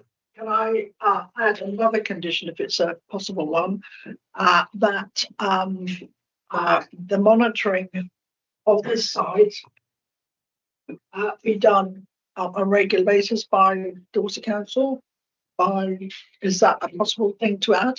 That we can put that on? So he's shaking his head. I'm reliably informed, no. Yeah. Can I? Yeah.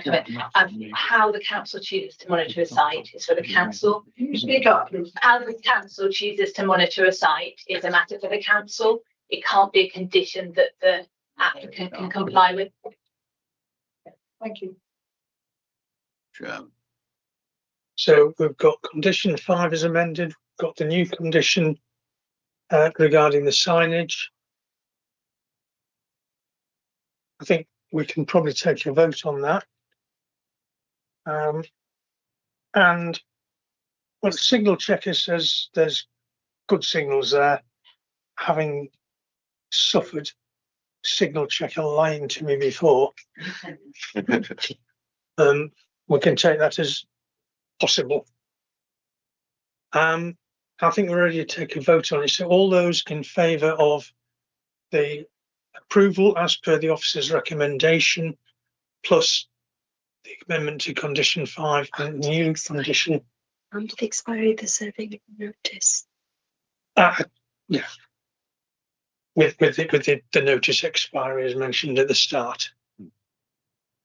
So all those in favour, please show a hand. 1, 2, 3. All those against. 1, 2, 3, 4. Okay. That proposal will therefore fall. We can have another proposal. If that proposal is to reject the application, then we need to provide good planning reasons that stand up to appeal in order to progress it.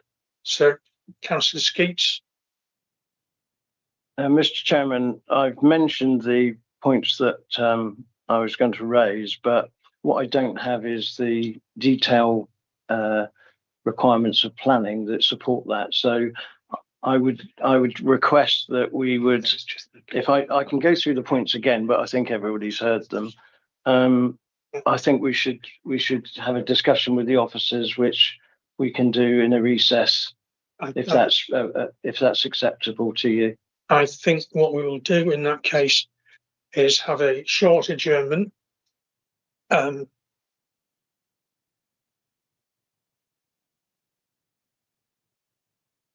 We don't know what the reasons are already. We've already done it.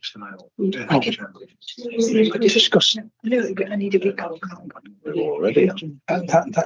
You can talk to the officers about what those might be before we make the proposal. They're included in the proposal. So what we'll do is we'll take a short adjournment whilst Councillor Skeets and officers may liaise for a little bit. In the meantime, we'll declare a short comfort break for everybody else of about 10 minutes, and then we'll resume here at 12:23, which will make it about 2 hours since we started discussing this.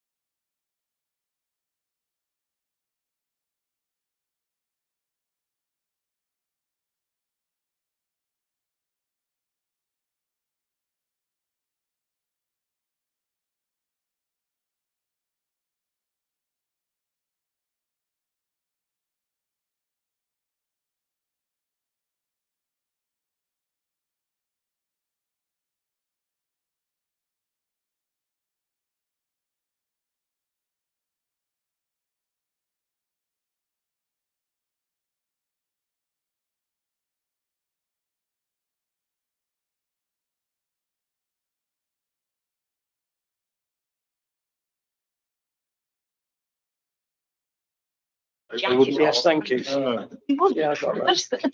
I put mine in. Okay, thank you all. Just to clarify, Councillor Skeets had some conditions we want to talk about. We've discussed that. Kim Cowell just wants to explain precisely what's been going on there, and then continue. And what we'll do is we'll hear a proposal. We'll hear if it's seconded. And we'll take it from there. Kim. Thank you, Chair. Members. From my notes, Councillor Skeets wanted to propose an alternative proposal, and my summary of that, of what Councillor Skeets said earlier, was the concerns related to lack of road access, impact on sheep or livestock, and impact on amenity and lack of supervision of the site. So what officers have done is we have taken those and drafted what we and our understanding of the recommendation and the reasons for that recommendation. So Liz has incorporated those into a suggested wording that Councillor Skeets, if you would please read and confirm that that is what you intended. Okay. Thank you. Okay. Just to reassure, I have read this a couple of times, but I'll read it again for the benefit of the public and people listening in. The reasons for refusal that I give are the proposed use as a dog park would cause additional noise and disturbance, which the operational plan, due to the unsupervised nature of the park, could not reasonably be relied upon to effectively mitigate and manage. The resulting harm from the use of the site and additional traffic movements on neighbouring amenity, the character of the rural area and surrounding livestock arising from noise and disturbance would be contrary to policies HE2 of the Christchurch and East Dorset local plan, SAVED policy, DES 2 of the East Dorset local plan, and NPPF paragraphs 135 and 187. Okay, so do we have a seconder for that proposal? Councillor Ezard. I would wholeheartedly second that. Yes, I think that's a very good set of reasons, and I'd like that to go forward. Okay, thank you. In which case, unless there's anyone else who wants to say anything, we'll move to a vote. So all those in favour of the proposal to refuse for the reasons given, please show hands. 1, 2, 3, 4. All those against?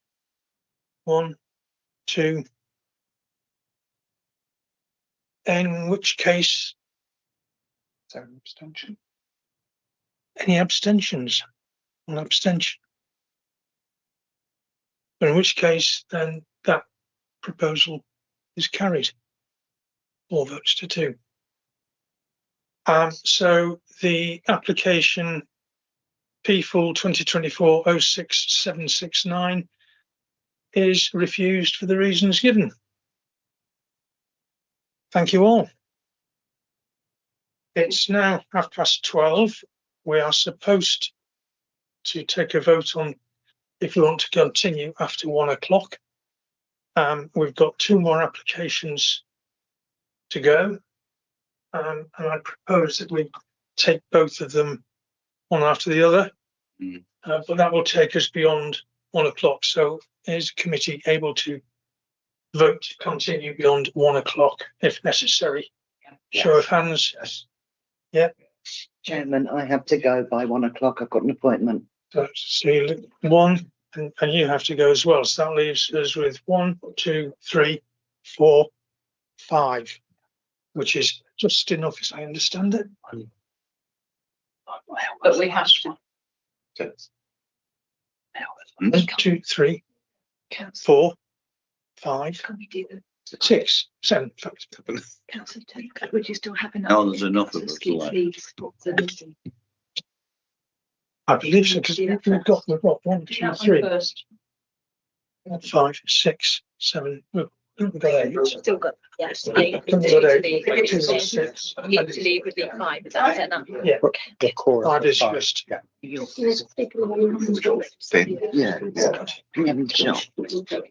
I'll give them to you for Christmas. All right. Oh, I see what you mean. Left on his own. So in which case, without further ado, if we can move on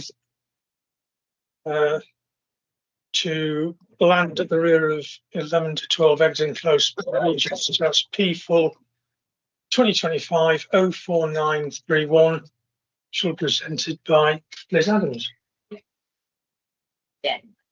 Off you go, Liz. It's not you next. Right, this application is for the erection of a detached 3-bedroom bungalow on land to the rear of 11 and 12 Egdon Close, Bear region. The site is shown outlined in red on this slide. Hopefully you can see that down here. It is located on the southern side of Bear Regis and to the east of the newish Bear Regis Primary School. The site is within the settlement boundary of the village and lies outside the 400 metre eastern zone, you can see here to the south. The land adjoining the site is owned by Dorset Council, the only school you can see here, and there is a nature reserve adjoining the site to the north, which is common land. These photos are moving westward along Egdon Close to the site access at the end of the close between numbers 12 and 13. These are photos entering the site along the private access, and you can see the school building just becomes visible to the west. This is photos of the site itself. As you can see, it's a former parking court and it was owned by Astor Housing Association, but subsequently sold and is now in private ownership.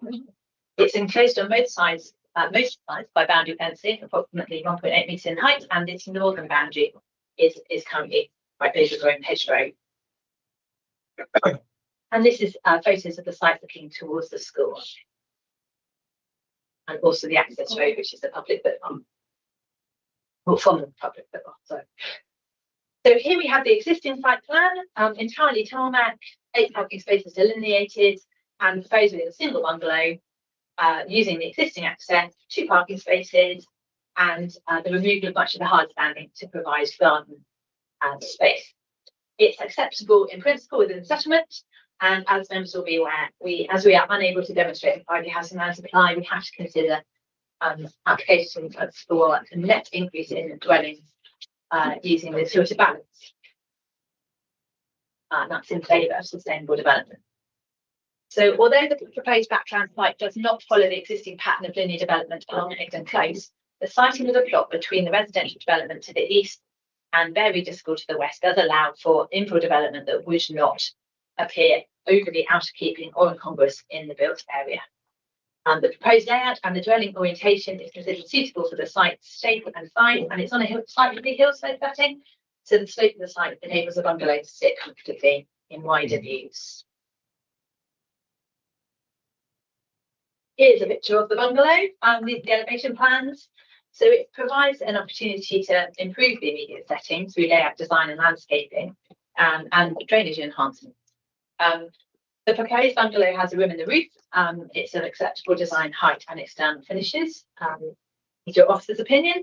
The hipped roof at the front reflects those along Egdon Close and minimises the impact of the proposal on neighbours to the east. And then they've got this gable at the back so they can achieve vertical accommodation. It's intended to use render at ground floor level horizontal cladding at first floor and on the rear gable here. And the roof is to be concrete roof tiles. So ground floor, open plan, 2 bedrooms, first floor, a bedroom, and ensuite. Due to the distance and the offset between the windows serving this bungalow and neighbouring properties, it's not considered to result in harm to neighbouring amenity or overshadowing or loss of light. At first floor level, the bedroom window will overlook the school access road and the open space looking north. This window would only allow oblique views towards the school and the neighbouring gardens and as such, there's no demonstrable harm identified to neighbouring immunity. This flat roof living projection is subject to a condition, so it can't use the balcony because that potentially then could cause harm. And these are high level roof lights here in this east facing roof slope. And it suggested that the bars and windows still obscure glazed would be unsafe of future occupiers. Neighbours are very concerned that the new dwelling would result in safeguarding issues due to overlooking the primary school to the west, but only a single roof light is proposed in this elevation, and it's to be positioned above a stairway. To be, extra sure, we have suggested a condition to require that to be non-opening and obscure glazed, as it's a non-living area that's considered to be reasonable. No first floor windows are proposed on the southeast facing roof slope. And then there's a condition proposed to remove PD lights and further windows. These site sections show how the bungalow would appear in relation to the two-storey dwellings. And it also, it just shows it comfortably on the site. It's not in an area at risk of flooding, but there is flooding nearby. So we have sought information about drainage, and the proposed drainage plan that has been submitted demonstrates that betterment could be provided because at the moment there's no drainage at all on the site. It's hard surfaced and water will run off. Biodiversity enhancement and soft landscaping are also to be secured by condition, and heat and mitigation can be secured by sill. I should say, I think, missed a bit there, that yes, nutrient neutrality is also required, so that will be secured by condition. In terms of highway safety and parking, the council's highway engineers raised no objection to the proposal, which is anticipated to generate fewer vehicle movements than the former use. And the site is served, has opportunities for active travel because of its location within the village. So concerns have been raised by neighbours, the parish council and ward members about accessibility for fire appliances and other emergency vehicles, service vehicles. Under building regulations, access to a pumping appliance should be provided to within 45 metres of all points inside a dwelling house. And the width of the access doesn't meet the 3.7 metres required for a fire engine to traverse. So this prevents compliance in that respect. The building control team have advised the applicants will need to evidence a compliant approach or alternative as part of a future, and a compliant approach is part of a future building regs application. And the planning agent has advised that access to emergency vehicles has been discussed, and in view of the length of the driveway, which isn't uncommon for sites such as this, the property will be installed with a category B sprinkler system in order to achieve compliance. Whilst the MPPF does require that emergency services should be able to access the site, officers consider that given the location of the site and the surrounding accessibility options, this would result in demonstrable harm that would outweigh the benefits of the additional dwelling. The other concern that has been raised by parish, ward and members and residents is about the loss of the on-street parking, off-street parking, I should say, sorry. So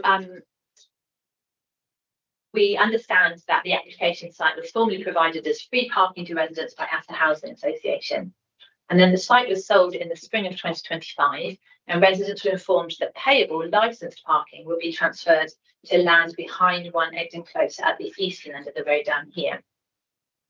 While we acknowledge that residents are upset about the loss of free parking within the application site, it's noticed that alternative parking has been provided, and the application site is now within a different ownership. So any dispute over access to parking spaces is a private issue lying outside the planning application process. These numbers are the case officer estimate of number of off-street parking spaces that are provided for each plot. It's considered that the majority of dwellings along the south side of the road, nearly all of them along the south side, and several in the north have off-street parking for 1 or 2 cars. And so no harm in terms of impact on highway safety is anticipated from the loss of the 8 parking spaces here. there's 7 parking spaces at this end of the street now. So in summary, the application is found to be acceptable. There isn't considered to be conflict with the development plan, and no demonstrable harm arising from other material considerations that would justify refusal. There are a number of conditions proposed as set out in the officer report. Please do obviously ask if you have any questions about those. Thank you. Thank you. We've got one public speaker on this, who is the agent, who is Matthew Holmes. Matthew, if you take a seat, press the button to turn the mic on. You have 3 minutes. Thank you, Chairman. This application site is located within the built-up area and has previously been used for car parking, as explained by the planning officer. It is of a similar size to existing residential plots within Egdon Close, and there is therefore scope for its redevelopment to provide much-needed new family housing. We were careful when designing the scheme to ensure that the proposals would respond positively to the character of the area. To that end, the building has been traditionally styled and will be finished in materials appropriate to the location. Landscaping is provided to the front of the house and in its rear garden. We have also designed the scheme to account for the biodiversity interests of the site, which is currently very limited due to the expanse of tarmac that currently exists, but that will be enhanced through the introduction of the new landscaping. The house meets the relevant internal space standards and has an appropriately sized garden space. The density of development is similar to that of the surrounding properties. The officer's report concludes that the proposals are of a suitable scale, height and design, and that the house would respond positively to it with its surroundings and support the efficient use of brownfield land, and we agree with that conclusion. In terms of neighbour impact, the new house is appropriately spaced from existing homes that neighbour the site, and your officer's report confirms that there would be no excessive shading to neighbouring rear gardens. The building was specifically designed as a chalet bungalow, and the first floor accommodation arranged in order to avoid overlooking of the adjacent homes and gardens. Residential amenity will therefore be preserved. We are also pleased to note that your highways, trees and ecology officers raised no objections to the proposals. We have therefore satisfied all of the technical requirements for the application. Your officer's report confirms that the previous site owner made arrangements for alternative car parking to be provided at the eastern end of Egdon Close prior to the sale of this site, and the proposals provide on-site parking for the new house at a level that meets the council's parking standards. Accordingly, the proposals will read as a well-designed housing development appropriate to the site context and deliver a new home on a site that is highly appropriate for that use, both by reason of its location and the characteristics of the surrounding development. I therefore commend the proposals to you and would ask that you grant planning permission. Thank you, Chairman. Thank you, Matthew. Do you have anything to respond there? No? Okay, so we'll start off with Duncan. So Duncan Terryhouse with Porthmallen. I'm very familiar with this site. If the officer would mind going back to slide 5. Thank you for numbering the slide so well. So with regards to Egdon Close, all those properties on the left-hand side of the road that you're looking at now have quite extensive parking at the front of them. So they all have parking. The houses on the right, if you can see, they're beneath the road level. So there's less of an opportunity for parking there. But as we see from the application, alternative parking has been provided. So whilst we can lament the loss of this parking that's no longer in the ownership of the housing association, you know, you've got as much right to park on there as you have anybody else's drive. So I think this is a good design. I think it's a good use of space. I think it's a really good amenity for Beeridges to have something built that is accessible, in that it has bedrooms on the ground floor. So for later life living, this is an option to people with maybe additional accommodation for family to come and stay. For a younger family, it's also sustainable and could provide for good active travel to the school, which is just adjacent. So I think, I think this is, for me, a bit of a no-brainer. So I'm actually going to say I propose we accept with the officer recommendations, because I can't see that if we were to design something for that space, that actually we could meet more of our aims for housing and do it better. Thank you. You got a response to me to that, Liz, or no?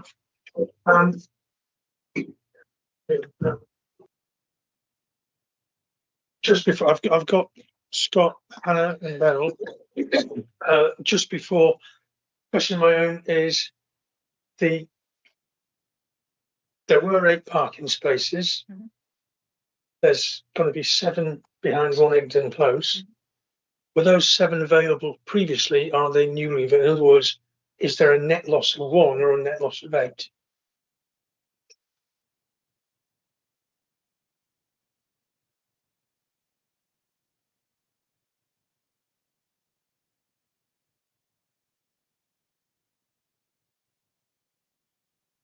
My understanding is that they 7 are new, but that they're no longer free.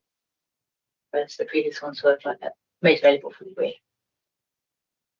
So those 7 were already there, but they're new, but they will be charged for rather than being free. Okay, thank you. Scott. Thank you, Chair. Councillor Scott Flork, Portmullen. The house to the right, is it number 13? Am I reading that right? As you go up the drive, did I read somewhere that there's a gate along the right-hand side of that drive, which is the only access into the back garden to a shed or a store?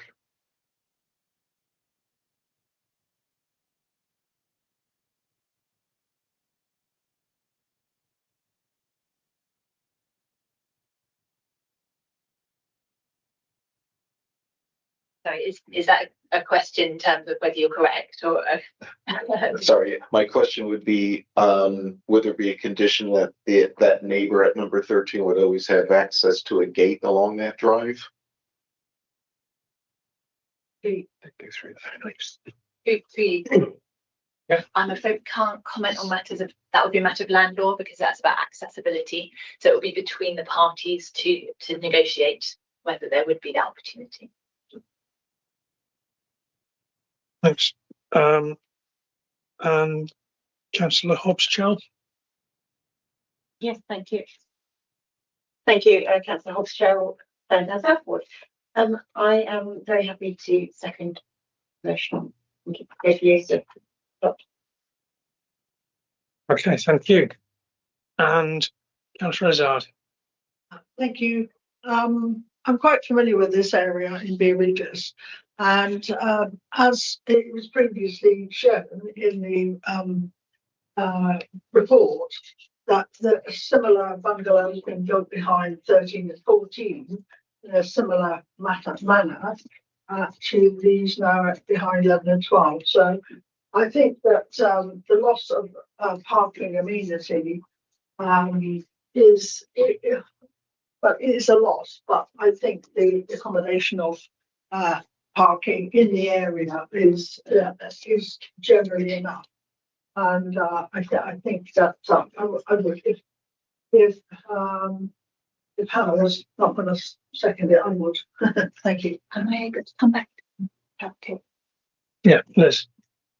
I'm sorry, I don't want to mislead committee, so I've just double checked Google Street View about the parking, and it does appear that there was a garage block previously in 2009 on that site, which has subsequently been taken down, and the site's sort of been formalised as parking. So yes, there was parking there before. So I suppose we should make the decision on the basis that there is a loss of parking. I just wanted to put that into thing. Councillor Surrey-House. Councillor Surrey-House, Corfmullen Ward. So yes, those were prefab garages that were, when they were initially put there, were put there by the local authority. They were then subsequently managed by Asta. So those were always at an additional cost to residents, and not all of them were used.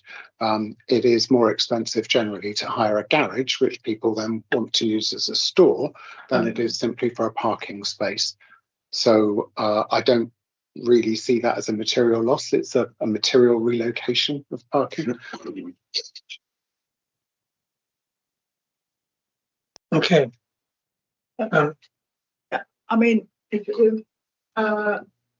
Councillor Zoe House isn't going to propose it. I will to go with the planning officer to grant permission. Thank you. Okay, so Councillor Zoe House has proposed it. Councillor Hobbs-Chell has seconded it.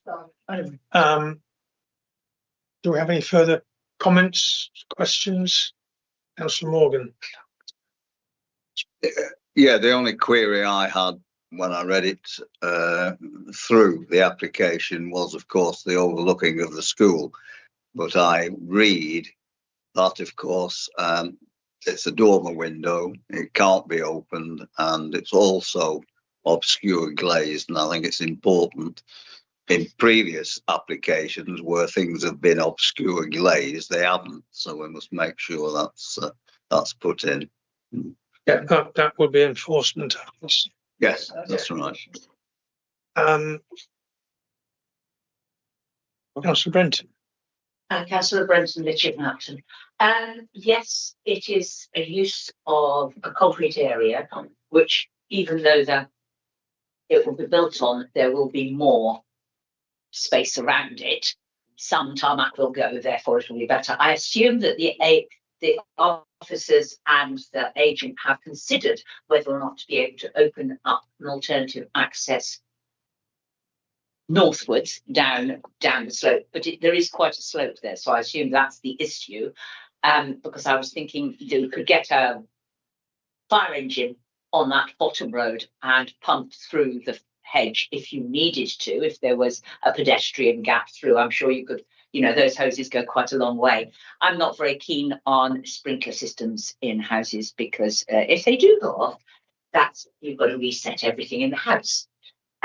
My issue is actually the fact that it is actually quite a narrow track in. In fact, I have delivered leaflets in that road several times and not even realised it was a through road to the garages. I just thought it was like an alleyway. So I do wonder about how they're going to manage the construction, delivery of stuff, JCBs, removal of tarmac and all that stuff, which is why I was thinking of, is it feasible to have a temporary access northwards onto the bottom road? But I'm sure the officer has sorted that out. And if they haven't, when it says in the recommended conditions, construction management plan, that delivery times of heavy machinery and things are timetabled in so they don't totally annoy the rest of the residents of Egdon Close. But I trust the officers have got that all in hand, and therefore I'm happy with the general principle. Thank you. Thank you. Forgive me, I need to just double check. Does the construction management plan suggest hours of working? At the moment, we've got hours of working on there yet. And they are? No, they have to provide us with a plan which will include their hours of and that plan has to be approved. Yeah. Okay. Any further questions or thoughts? If not, we have a proposal, we have a seconder. So if we take a vote to approve the application as per the officer's recommendation, can we have a show of hands in favour? 1, 2, 3, 4, 5, 6, 7, 8. Unanimous. So land rear of 1112 Egdon Close, Spear Regis, P4 2025 04931 has been approved.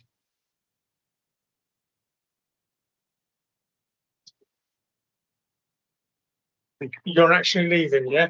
I'm leaving now. Okay. Goodbye, Andy. Thank you very much.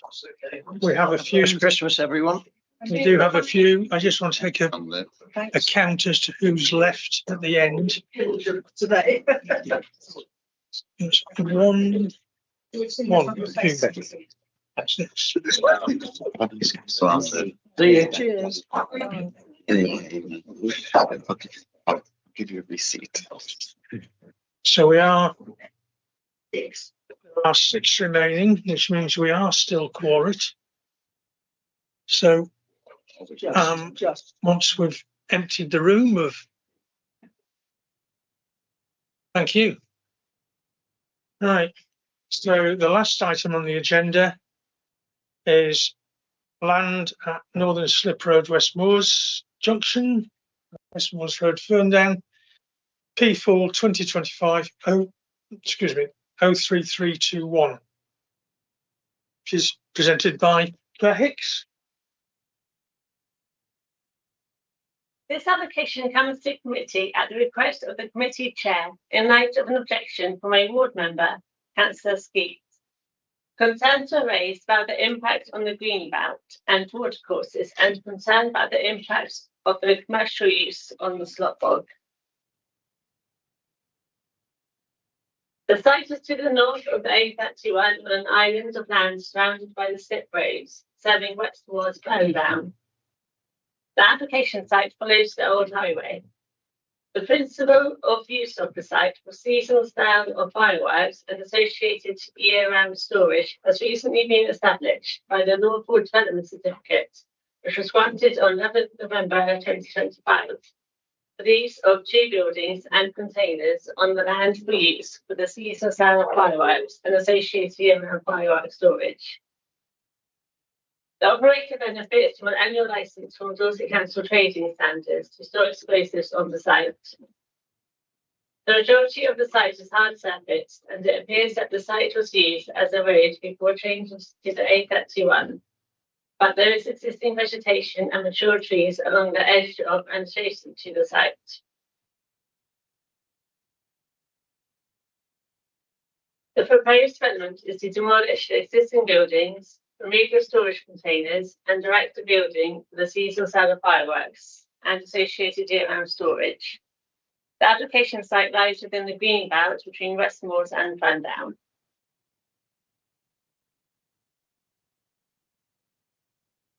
The image shows the site in relation to the A31 and the E3072, which is a bridge going over the A31. The proposed building would have a simple apex form and is appropriately designed for its proposed storage use. The proposed dark green colour of the profile sheet cladding would assist with visual integration, and it would be well screened by existing vegetation and mature trees on the site. The design of the proposed development is considered to be appropriate for the context of the site in accordance with the design policy. In addition to the 2 local buildings, the site is also extensively hard surfaced as former highway. Therefore, the site falls within the NPPF definition of previously developed land. The proposed building would have a very similar floor area to the existing structures that would be removed and will be sited in a similar location. The proposed building would represent an increase in volume of approximately 71 litres cubed compared to the existing structures that would be removed. Although higher than the existing buildings, the proposed structure will remain modest in height and will not have a materially greater visual impact on green belt openness than the existing Northwood development on the site. The green belt between Ferndown and Westmoors plays an important role in preventing the town from coalescing, and this strip of green belt is narrow. However, the redevelopment proposal is of sufficiently modest scale that it would cause only modest loss to green belt openness and would avoid substantial harm to the openness of the green belt. The proposal therefore calls for the section 154G of the NPPF, so it's not inappropriate development within the green belt.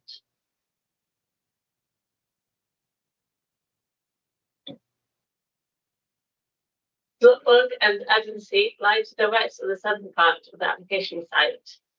The A31 divides a barrier between the site and the designated Dorset heathland. The submitted flood risk assessment explains that water runoff will be northwards away from the Triple SI and identifies that the installation of a catch pit to remove any solids or sediments before surface water is discharged into the ditch will secure water quality management in line with the Sustainable Drainage Systems Manual. This can be secured by condition. National England have consulted and raised no objection, but due to the proximity of the site to the triplet site, it is judged necessary to also require the submission of an environmental management plan by condition. This is to ensure that potential impacts on the triplet site during construction, such as dust and water pollution, are appropriately managed to avoid harm. A condition to control the use of the land is also necessary to avoid harm to the triplet site and alternative uses that could be more intensive. Subject to conditions, the proposed development will comply with biodiversity policy. Councillor Skeets has raised concern about the lack of water feed to the site should there be an accident and the potential for fire and chemical spill risk near to the vulnerable habitat. These concerns are recognised, but the site already has a local use for fireworks storage purposes, and the risks are assessed as part of the annual licensing regime by the Council's Trading Standards team.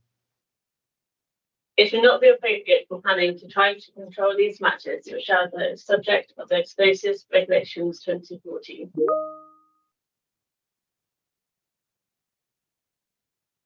The tree protection plan shows that 2 trees will be found on grounds of safety due to dead stems. These are shown by the red circles. As evidenced by the latest Environment Agency mapping, the site lies within flood zones 2 and 3. Land to the west of the site is at risk of surface water flooding in a 1 in 30-year event, and parts of the application site are at risk in a 1 in 100-year event. These appear to relate to the existing drainage ditch along the west of the tarmac road. Taking into account topography, it is considered reasonable to assume that the risk of surface water flooding is low. The site is also identified by the Council's Strategic Flood Risk Assessment as being in an area that is susceptible to groundwater flooding. The flood risk assessment identifies that the new building, intended for a less vulnerable commercial use, should have a floor area with an appropriate freeboard to avoid flood risk. But the parking spaces to serve the commercial use would be at risk of flooding. So it is considered that the sequential test is triggered. No sequential tests being submitted in support of the application. However, the application is supported by a surface water management plan that is acceptable to the Council's flood risk management team and has been designed to lessen flood risk compared to the current use of the site. In these circumstances, although the proposal fails to comply with policy ME6 in relation to the sequential text, these circumstances would favour approval.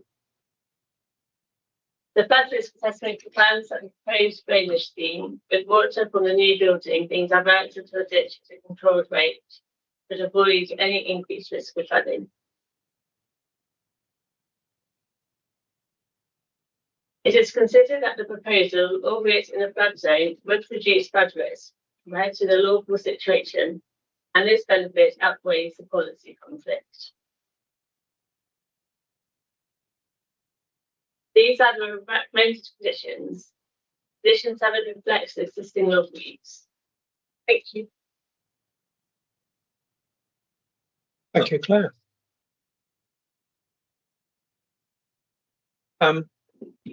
Right, we have one public speaker on this, who is the agent, who is Dan Wilding.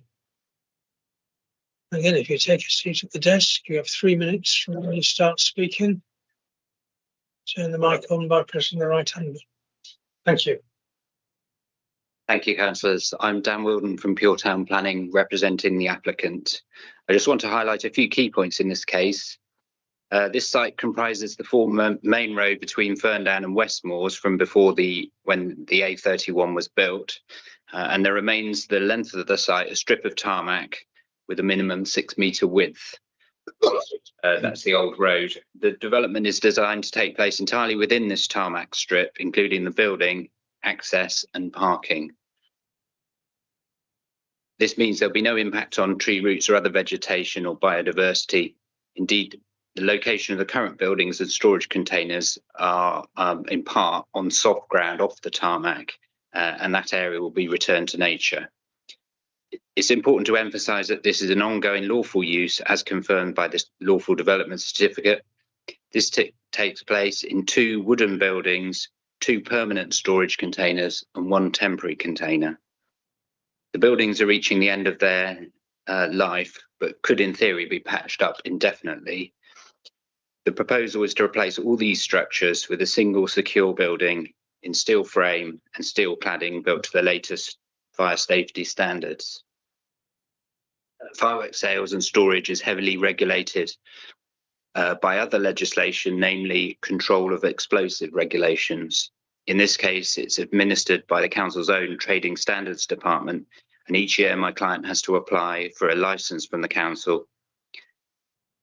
The Trading Standards officers visit the site each year and carry out risk assessments, checking the storage facilities, distances to nearby sensitive sites, including the roads and nearby residences.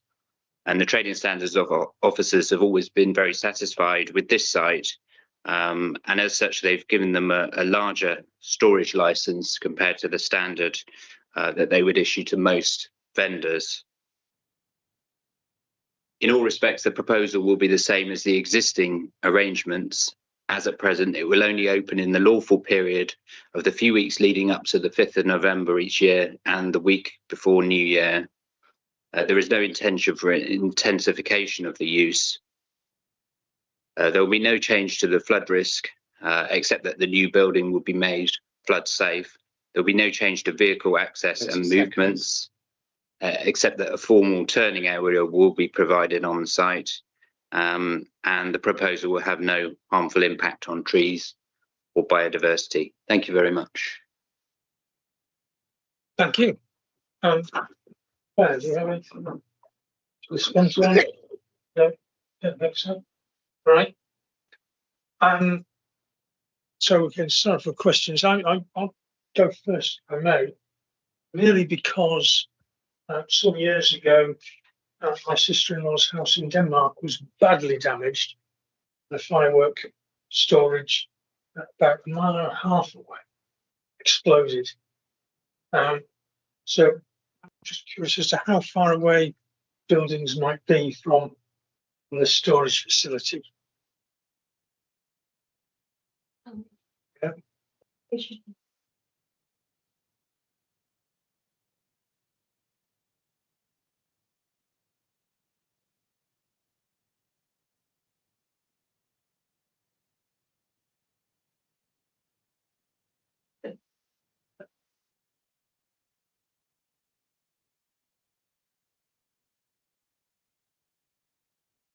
So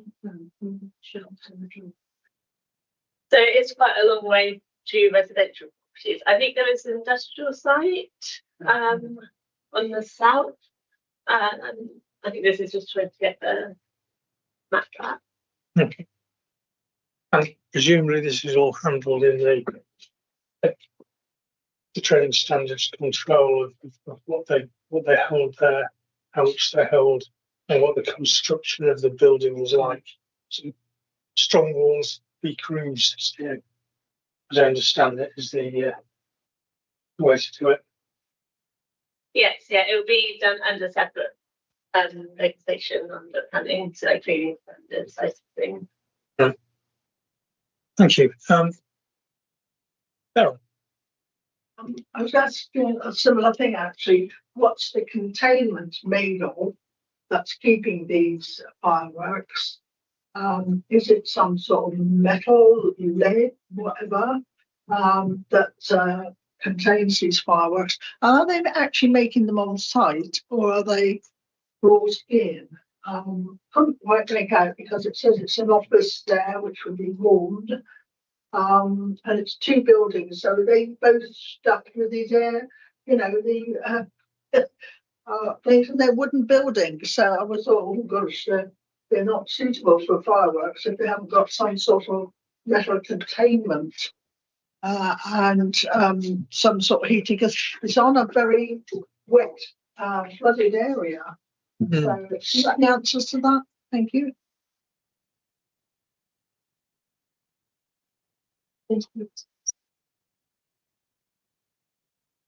Yes, through you, Chair. It's profile sheet padding. It's what the building will be made out of. Okay. Sorry, can you repeat that? I didn't quite hear it. The building will be made out of profile sheet padding. I understand some I sort know of what the building's made of. What is the containment of for the fireworks? Is it a metal container? It's the building, I think. That's the building. Yeah, that doesn't come under planning regulation, so it'll be under trading standards licensing. With your voice, I'm sorry, I can't make out what you're saying because you're behind the screen as well. Highways, Pardon? wouldn't come under us. So it will be under trading standards licensing regarding the containment of fireworks. It's not covered under planning. I say they haven't said what that is. Yes, I know they haven't said. It's not actually a planning consideration. Right. Okay, so long as we're happy that the thing will be operated under trading standards and appropriate legislation, and that the building is designed to store fireworks, which I understand it is. So we don't know the capacity either.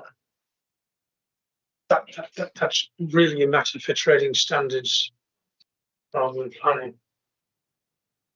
The building will only be used for storage as well. It won't be for making the fireworks. It's for storage. Thank you. Thank you. Any Councillor Brenton, Alex? Thank you, Chair. Councillor Brenton, Chief Nupton. Thank you for clarifying that, because I was going to say what is the construction, but apparently that is a separate matter, not our consideration. So our consideration is the size and the siting of it, and the objection was about siting it so close to a, SSI and Greenbelt and all those sort of siting issues. But actually it is still on a hard standing, an existing hard standing, and it has actually just shifted slightly further away from the Greenbelt. So I don't really see that as a problem. And I have a slight query about if this is used for storage, obviously these fireworks are coming in. Is this road, hard standing area, the old road, wide enough that lorries, I assume lorries, or at least just small trucks that bring the fireworks in have enough room to come in, turn around, unload, etc., without encroaching sideways or having a safe access back onto the road? Because the last thing you want is a van carrying fireworks to be rear-ended as it reverses out. So just a bit of reassurance on that point would be fine.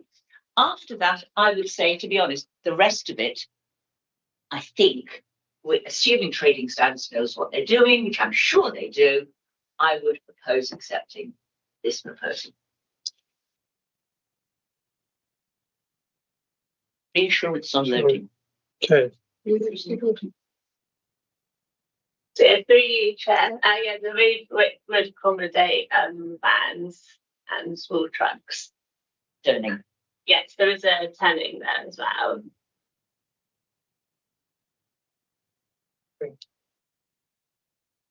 Councillor Sarah House. Councillor Sarah House, Corfmarlin. Not to want to stress the point to rudeness, but the construction of the building is our concern, and we've been told that it's steel and prefabricated steel on the outside. What's not for our consideration is how the fireworks are stored within that building. That's the bit that's regulated by trading standards. But I agree with you that we should approve this. It's an existing site. It's already being used for this purpose. If anything, it will tidy up the site, because it will get rid of a number of buildings in various states of decay to one much superior building to that which is already there. So I'm very happy to second your proposal. And actually, can I just, as a point, I just wanted to say to the officer, thank you very much for slide 3. That was really, really helpful for context, location, and everything else. Thank you. Thank you. So at the moment, I have a proposal from Councillor Brenton to approve as per officer recommendation. And I believe that was a second Sound. Yeah. So do we have any further comments, questions before we move to the vote? No? Okay, in which case, all those in favour, please show. 1, 2, 3, 4, 5. Unanimous. So, P4 2025 03321, land at Northern Slip Road, West Moors, has been approved. Which brings us to urgent items, and there are none. Which brings us to exempt business, and there is none. We do have some information on recent appeals that I would ask members to stay behind for, but they don't form part of this meeting. So I'll close the meeting and then ask if you can stay for a few minutes while Liz goes through some of the appeals. Thanks. Meeting closed.